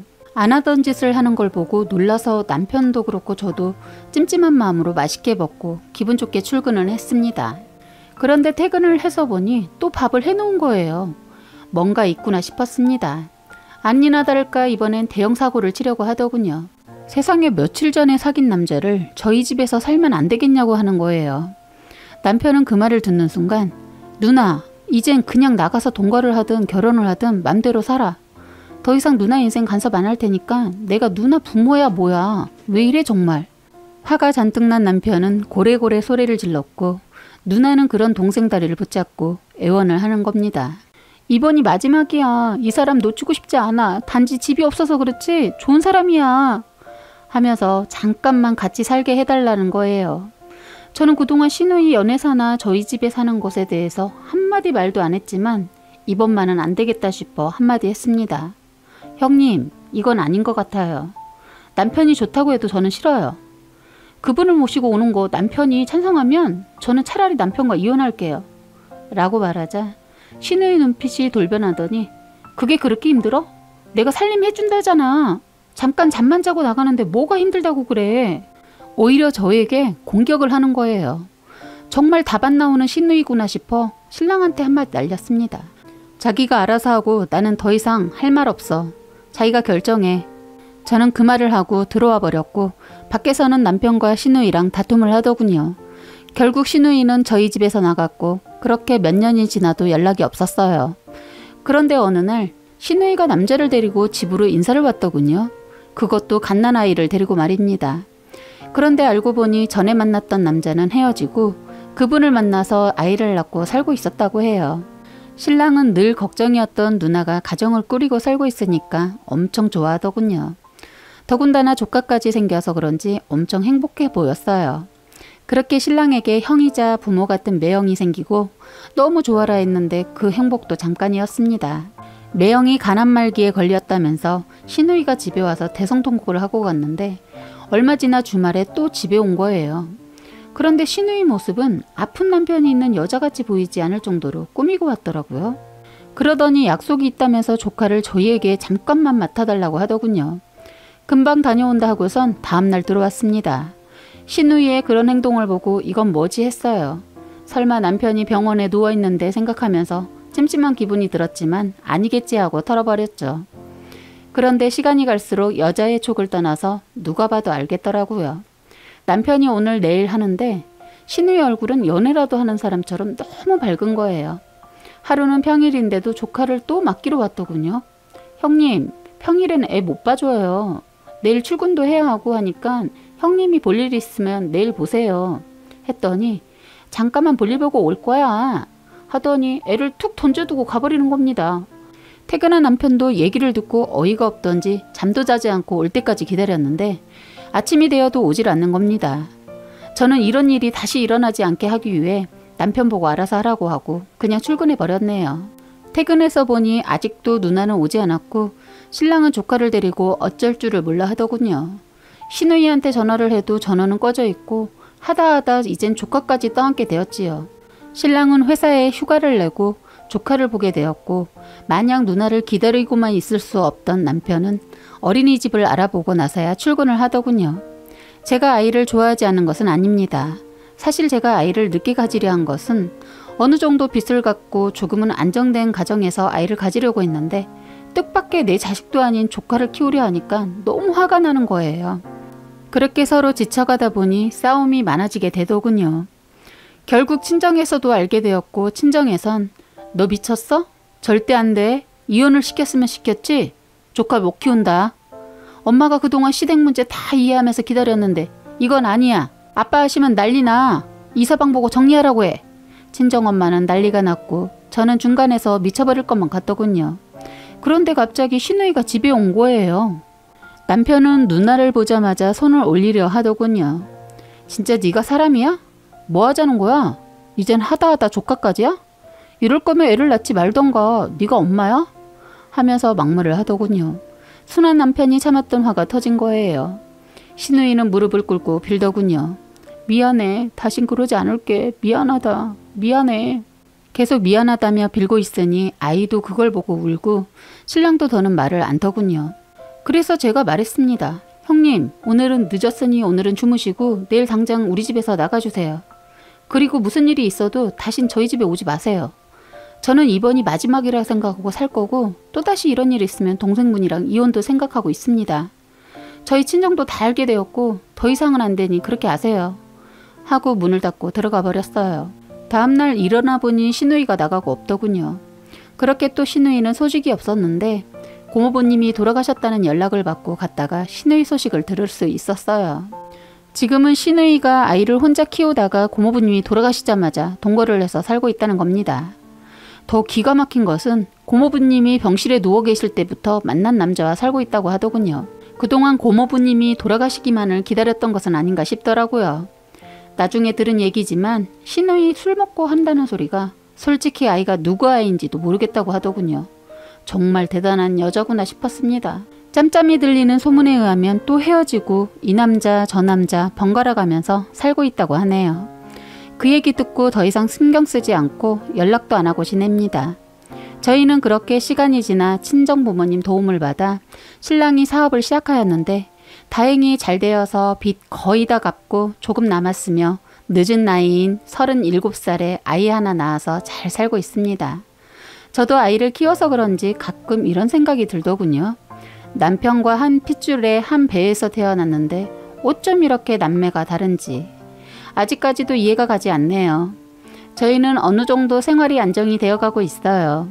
남편은 최고의 아빠이자 남편이 되려고 엄청 노력하면서 살고 있습니다. 가끔 신우이 얘기를 하면 더 이상 누나 없다고 생각한다고 하더군요. 마음이 여리고 정도 많은 남편인데 그 속이 어떨지 생각하니 짠합니다. 이제는 신우이가 제발 정신 차리고 잘 살길 바랄 뿐입니다.